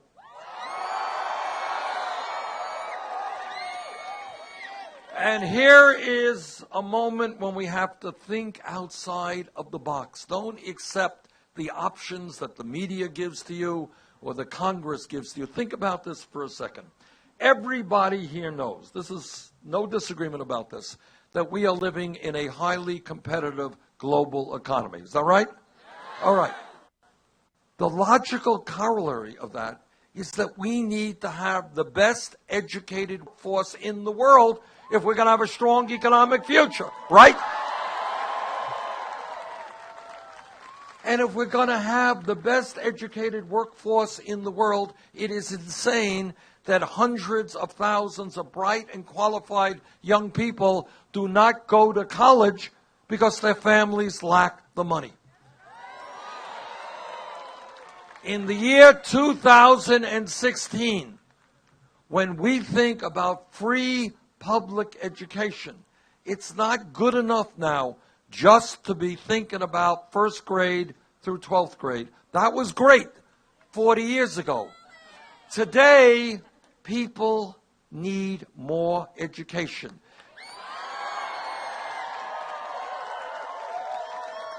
Technology has changed the world. The economy is changing. And if people are going to be prepared to get the jobs of the future, they need more education. It's as simple as all of that. And that is why I believe that we should be making public colleges and universities tuition free.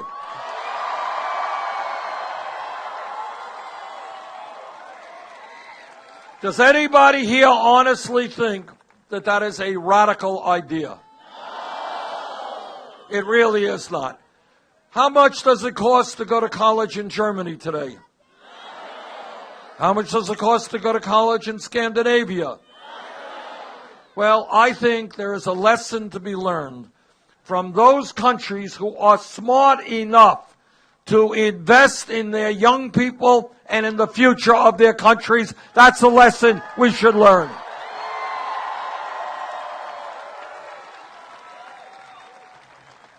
How many people here are dealing with student debt? I have talked to people all over this country. Just talked to a young man today. $300,000 in debt for the crime. Here is his crime. He went to medical school. Talked to a woman in Iowa. We have a dental crisis in this country. We desperately need more dentists. She went to dental school. She graduated $400,000 in debt. If you think outside of the box for a half a second, you realize how insane it is to be punishing people with years of debt because they did the right thing and they went out and got an education.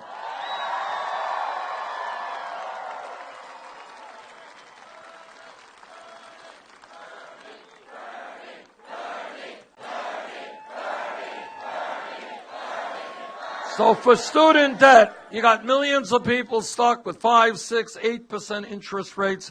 My view is we allow people with student debt to refinance those loans at the lowest interest rates they can find. Now, I have been criticized every day. You know, people say, you know, Bernie is giving out free stuff. He's going to make public colleges and universities tuition free. He's going to lower student debt. Hey, Bernie, how are you going to pay for that? I will tell you with great joy how we're going to pay for that.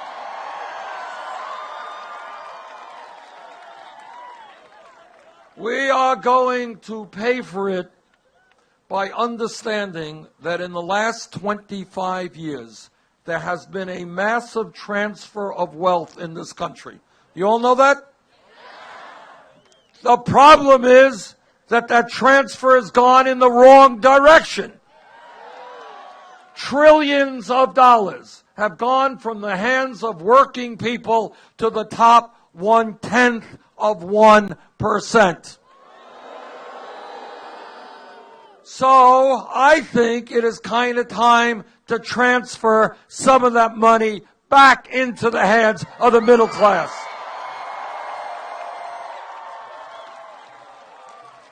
Eight years ago, after Wall Street's greed and recklessness and illegal behavior, let me underline that, illegal behavior, nearly destroyed our economy, these powerful rulers of the world, these guys, the CEOs of Wall Street, they went crawling to Congress and they said, bail us out. And Congress had enough money to bail them out. Well, today Wall Street's doing just fine. And I think that we should impose a tax on Wall Street speculation, which will more than pay for free tuition at public colleges and lowering student debt. Now, Wall Street doesn't like that idea. But our message to Wall Street is that the days when you get it all are finished.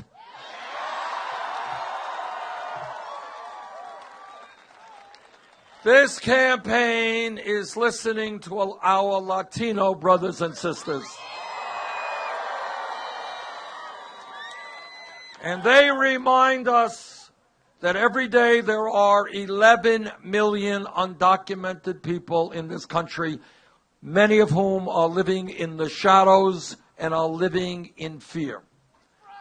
In this country today, and right here in California, you have many thousands of undocumented workers who are being ruthlessly exploited on the job. They are underpaid and overworked, but they cannot stand up for their rights because they have no legal protection. And that is why I believe we need to pass comprehensive immigration reform and a path towards citizenship.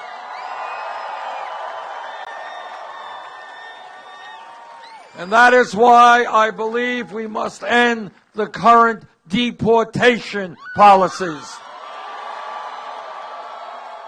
Our job is to unite families, not divide families. And if Congress does not do its job and pass immigration reform, I will use the executive powers of the presidency to do what I can.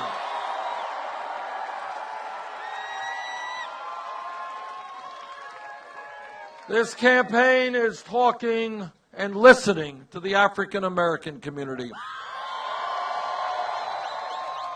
And they are asking me how we can spend trillions of dollars on a war in Iraq we never should have gotten into.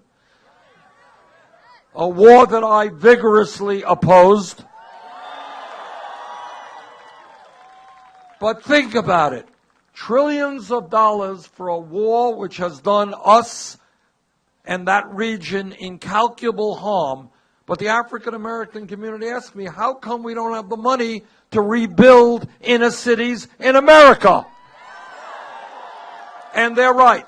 And that is why we're going to change our national priorities. Instead of rebuilding communities in Afghanistan, we're going to rebuild them here in the United States.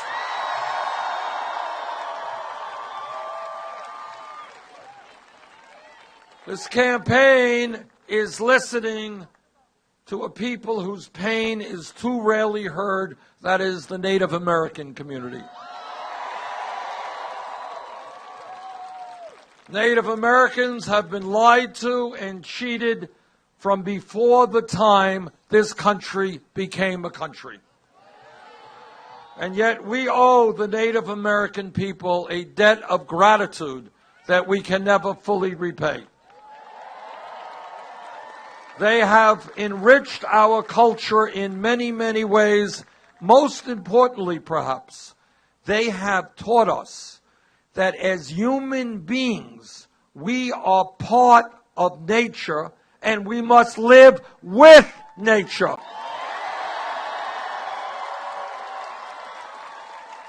And that if we continue to destroy nature, we are destroying the human species. And yet, in Native American communities all over this country, poverty, unemployment, extremely high, educational opportunities, and healthcare access totally inadequate. That is why, together, we will fundamentally change our relationship, federal government's relationship to the Native American people.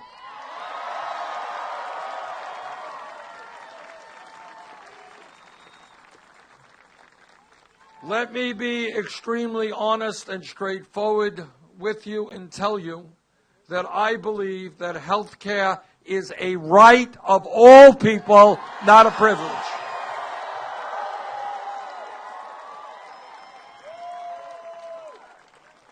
Today in America, we are the only major country on earth not to guarantee health care to all people. Together, we are going to end that embarrassment. The Affordable Care Act has done some very important things, but it has not gone far enough. Today, we got 29 million people, no health insurance. Many of you are underinsured with high deductibles and high copayments. And every one of us is getting ripped off by the greed of the pharmaceutical industry. And that is why, and I thank the nurses for their support on this.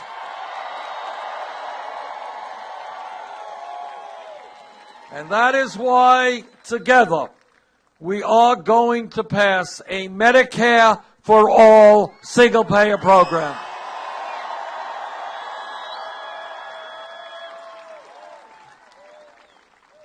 Healthcare is a right of all. Whether you're rich or poor, young or old, people should go to the doctor when they need to go to the doctor. We should not lose 40,000 Americans a year because they go to the doctor too late. That is insane. That will change.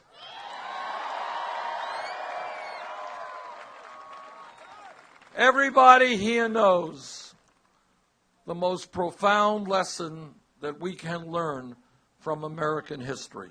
And that is, if you think about our history, you understand that real change, not superficial change, real change has never taken place from the top on down, always from the bottom on up.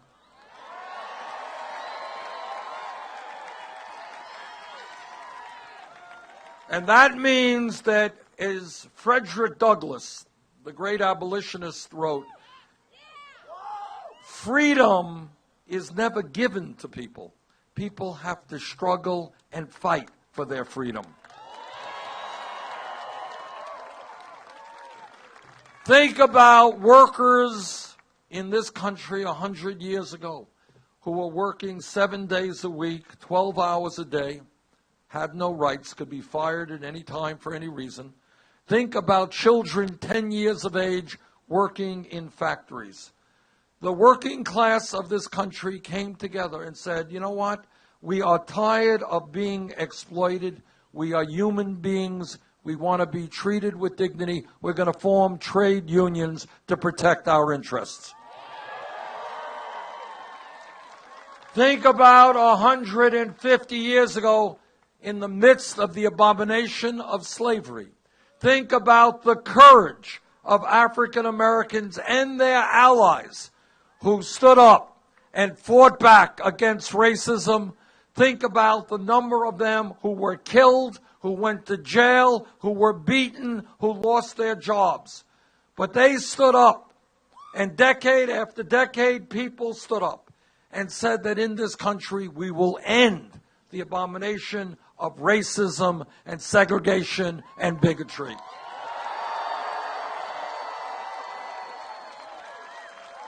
Think about the courage that entailed. Think about 100 years ago. 100 years ago, not a long time ago. Women in America did not have the right to vote. Did not have the right to get an education or the jobs they wanted.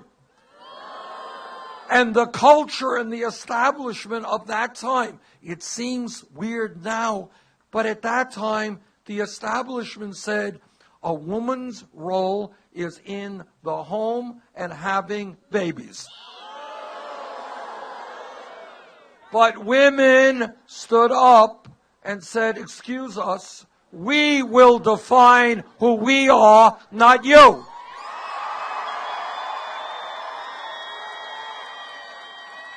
And women and their male allies made it clear that in America, women would not be treated as second-class citizens. Think about the courage. It's easy now to look back and laugh about it, but it wasn't so easy 100 years ago. Think about the reality that if we were here 10 years ago, and somebody jumped up and said, Bernie, you know, I think gay marriage will be legal in every state in this country by the year 2015. Person next to her would have said, you're nuts. There is too much homophobia. There is too much hatred, too much bigotry. It can't happen. But think what did happen. The gay community and their straight allies, amidst tremendous amounts of opposition, which of course goes on today. But they stood up and they said loudly and proudly that in America, people should have the right to love whoever they wanted, regardless of their gender.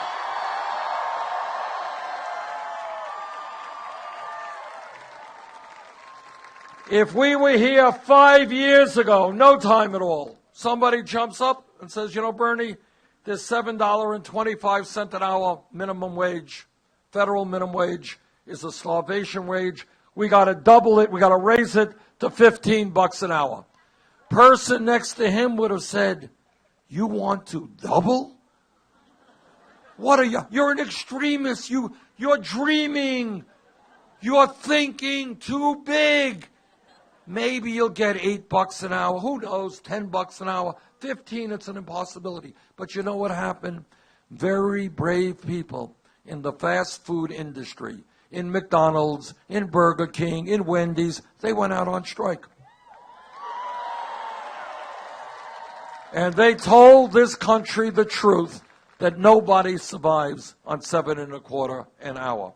And then, a few years later, Seattle, Washington, They raised the minimum wage, $15 an hour. Los Angeles, San Francisco, $15. California, New York, $15. And if I have anything to say about it, and I will as president, $15 an hour in every state in this country. What is my point? My point is, of telling you all these stories about American history that you already knew, is that real change never takes place unless millions of people are prepared to make that change. Nobody gives it to you. In fact, what the establishment does today, and what they have always done, is to tell people it is impossible, it can't happen. Workers having the right to have dignity on the job, don't be absurd. Ending racism and segregation in America, giving all people the right to vote. Oh my God, what a radical communist idea that is. Women being able to go out and get jobs that they want, getting all the education they want. You're destroying the family. Can't happen. All right, we're laughing because today it seems absurd. But it wasn't absurd when people were fighting those fights. And here we are in 2016. And the message of this campaign is, I don't want your grandchildren to be looking you in the eye and say, hey, Grandpa, you're kidding. Don't tell me there was once a time in America where people did not have access to health care. Come on, Grandpa, shave up. That never could be. Hey, Grandma, don't tell me that people left school $100,000 in debt for the crime of getting an education. Hey, Grandma, think of another one. I know that couldn't be true. And Grandma and Grandpa, did you really know that in the year 2016 that climate change was very real and was destroying our planet? And why didn't you do something about it, Grandma and Grandpa?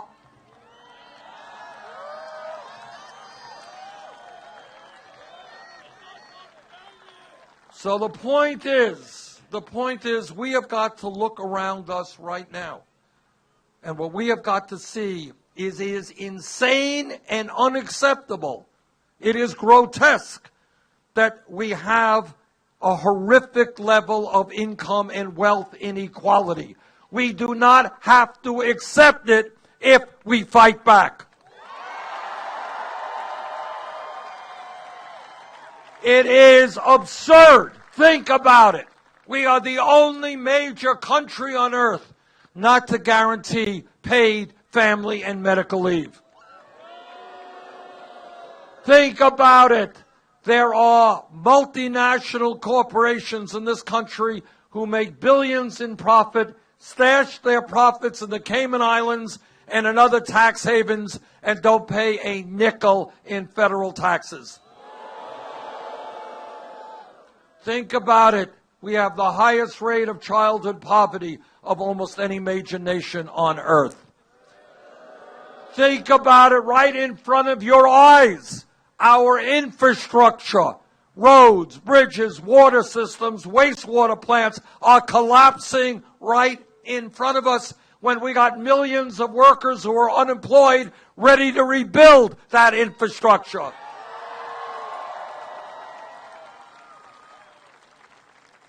And all across this country, people are looking at those issues, and they are beginning to catch on that it is too late for establishment politics and establishment economics. They are catching on that we need to see millions of Americans coast to coast standing up, fighting back, and demanding a government that works for all of us, not just the 1%.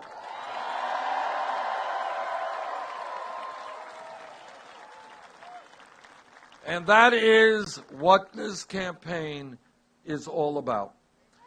On Tuesday, in 2 days, there is going to be the most important primary of this entire nominating process.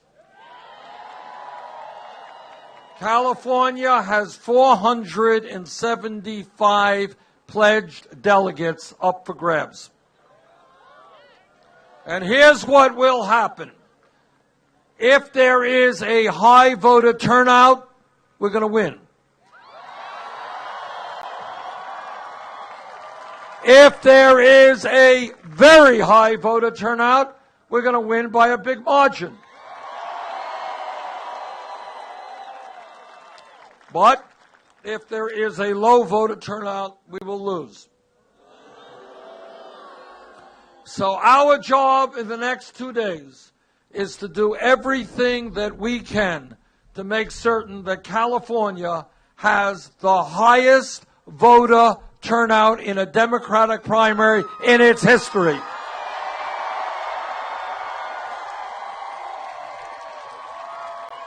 And that this great state, this progressive state, helps lead the country into the political revolution. Thank you all.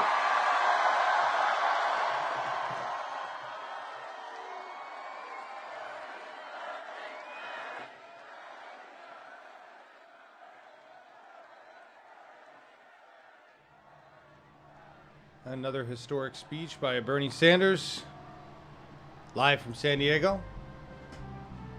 And, oh, they're cutting in some nice music there. Hey, that's different.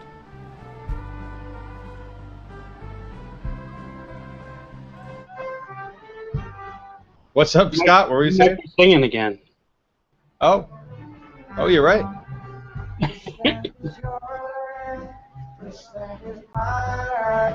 From California to the New York Island, to the Redwood Forest, to the Gulf Stream waters. This land was made for you and me. As I went walking the ribbon highway, I saw a Broadway, and in the skyway, I saw below me an golden round. Well, so much for that. I guess they weren't digging it. All right, hang on. Let me switch back audios. I had to go back and forth between mono, all one channel, and stereo because they split the channel so that the announcer has a side and the Bernie rally has a side when they do their live segments. So that's why you hear audio bounce back and forth a lot, guys, is because of what they're doing at the source. But again, that was Bernie Sanders rally in San Diego. Huge. Yes, I'm still trying to adjust audio. Let me get Scott and Co back in here. Thank you all for being here. Like 900 people. Thank you so much. It's really awesome. And before I forget, I want to say thank you very much to our comment mods and moderators. We've been we timed this one a little bit better, I think, than last time.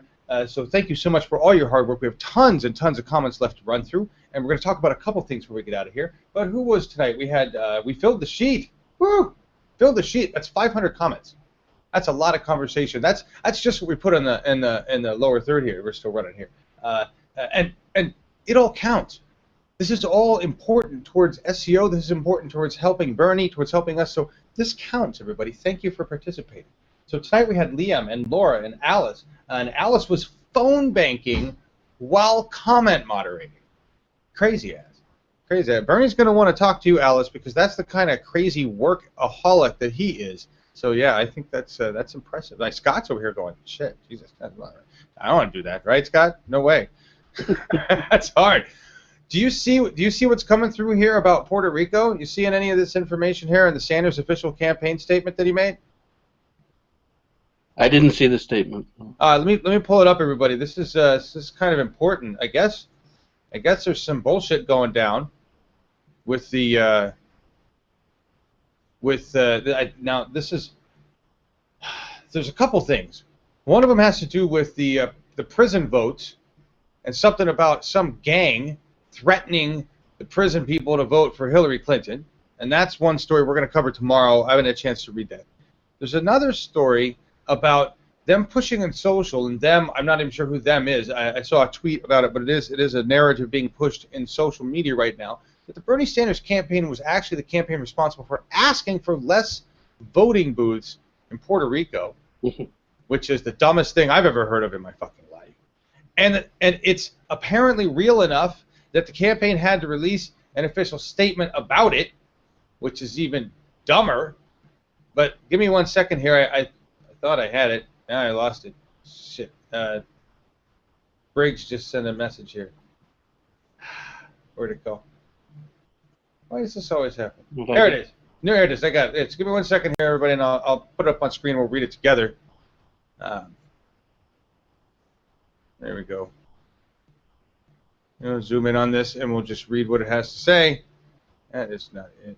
Data monitor. All right.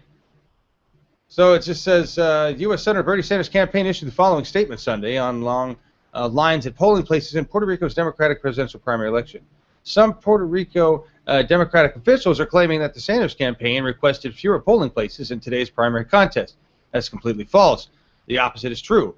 In emails with the party, Sanders' staff asked the party to maintain the 1,500-plus presidential primary locations promised by the Puerto Rico Democratic Party in testimony before the DNC in April. So they promised this in testimony before the DNC in April, and now they reneged. And now they're blaming it on Bernie. When the party was asking to have its caucus changed to a primary, I guess they were asking to have its caucus changed to a primary, they cannot blame their shoddy running of the primary on our campaign. This is just one example of irregularities going on in Puerto Rico voting today. We are the campaign that has been fighting to increase voter participation. Anybody who thinks otherwise, seriously. But then again, as we've seen, Scott, the establishment media can say what they want, spew whatever bullshit they want, doesn't seem to make a difference. This is outrageous. Where do you think this goes? Does it matter? Does it mean anything? Is it just another kitchen sink strategy by the DNC? You know? Thoughts? It's going to be hard for it to go anywhere at this point, I think. Okay, so I agree with you on that. It's where does it? I mean, there's nothing to do about the fraud. The fraud happened. Yeah. But blaming it on the Sanders campaign, that's just I actually think that's going to hurt the Hillary campaign in this, because it just looks like why bother? I mean, it's just silly. It's silly. You know, it's pretty apparent, even I think in establishment media, that they've said Bernie hasn't gotten a fair shake in all of this. They chuckle about it. So throwing a shoe at him like this isn't going to help. I don't know what the deal is there. And the prison thing, I guess you and I will have to look into that tomorrow. You see anything else about that? No, I don't see anything else about it. All right. Puerto Rico's Arizona all over again. Yeah, I'm reading your guys' comments right here. See what else you have to say. Thank you all for being here. Thank you for staying. What else notes we have? And Nico, I always forget to mention Nico, who comes in and does the Bernie Chaser. So I just want to mention everybody. Nico always comes in at 10 and does the Chaser for us. Lets us know where Bernie's going to be. And that's tomorrow, 9 a.m. Pacific, noon Eastern. Join us for the Real Newsroom on politicalrevolution.tv. Politicalrevolution.tv and Bernie2016.tv are both part of the Global Engagement Network, which is engagement broadcasting, which is what we do here and why we have the best damn chat on the net. Nobody else has this. Or our fantastic sets. Each one of us has a custom-built set. There's not a single one like it in the world. It's unique. Custom-built set. Designed specifically for the personality of the host on camera. I mean, there's no agency that does that for their host. And the pay is outstanding. You talk about equality. Everybody makes the same across the board. We just from comment mods to me, we're all across the board. Anyway, I'm going to go out with. Give me 1 second, everybody. I just want to pull this up. We're going to go out with an appropriate song. And we've been playing this tune a while, but they did a post on this. The Burn Report did a post on McConnell, and to me, it's just like the perfect example of crossing generations, of creativity, of expression, of crossing culture, because he's from Hawaii, and it's just the coolest. It's just the coolest tune. There are so many good songs that have been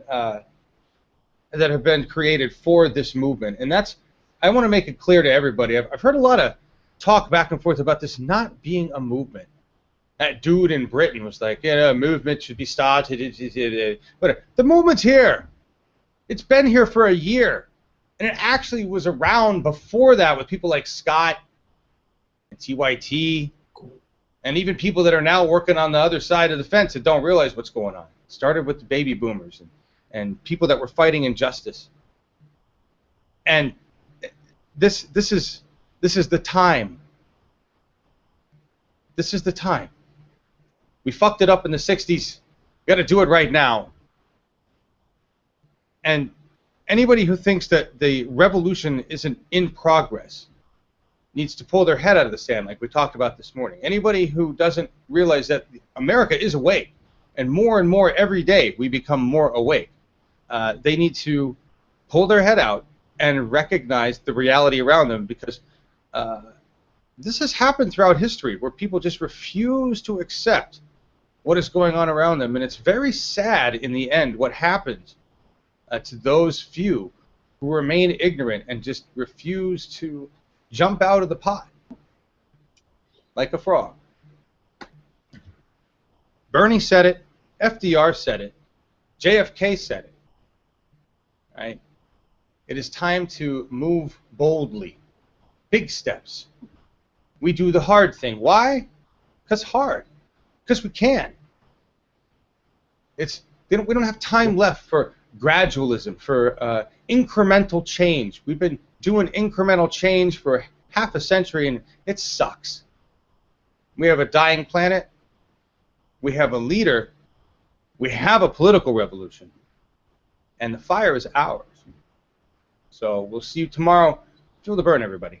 Thank you so much for being here and taking part in your democracy. It's nice to be awake. Let's do this.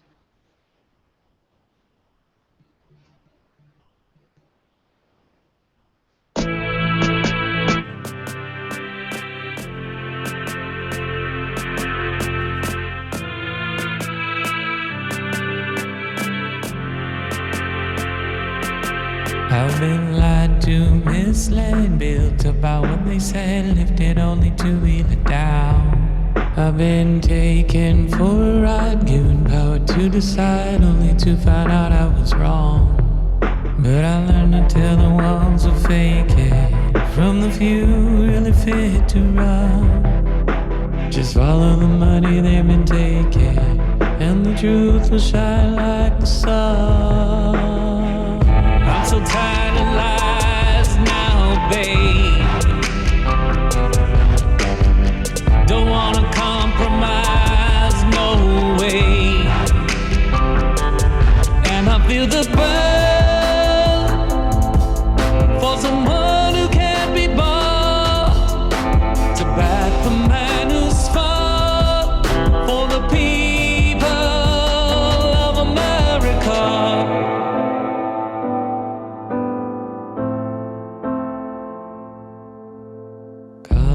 Agenda, who's the biggest spender, party personality. Soundbite, get it right, entertain him, it's a fight. Pick the one who most looks like me. Don't speak of any real solutions, it's the shock appeal they're looking for. Don't criticize the institution, but I can't take it anymore. Aren't you tired of lies now, baby? It's time for us to rise, no more maybe. And I feel the burn for the truth to come across, to melt away the gloss and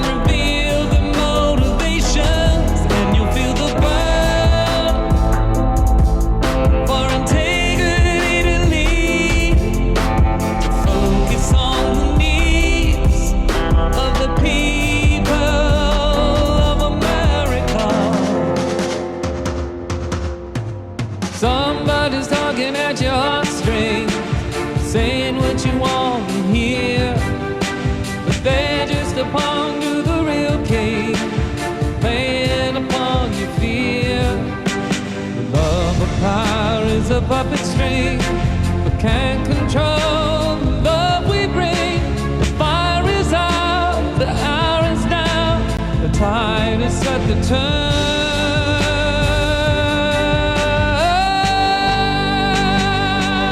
And I feel the burn to cast aside the chains, salvage what remains of a dream worth defending.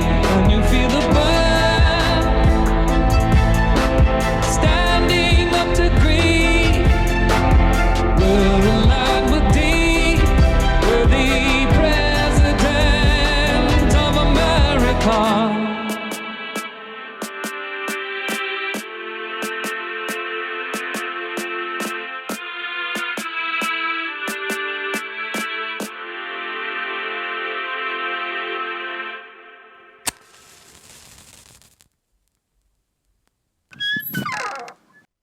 Huge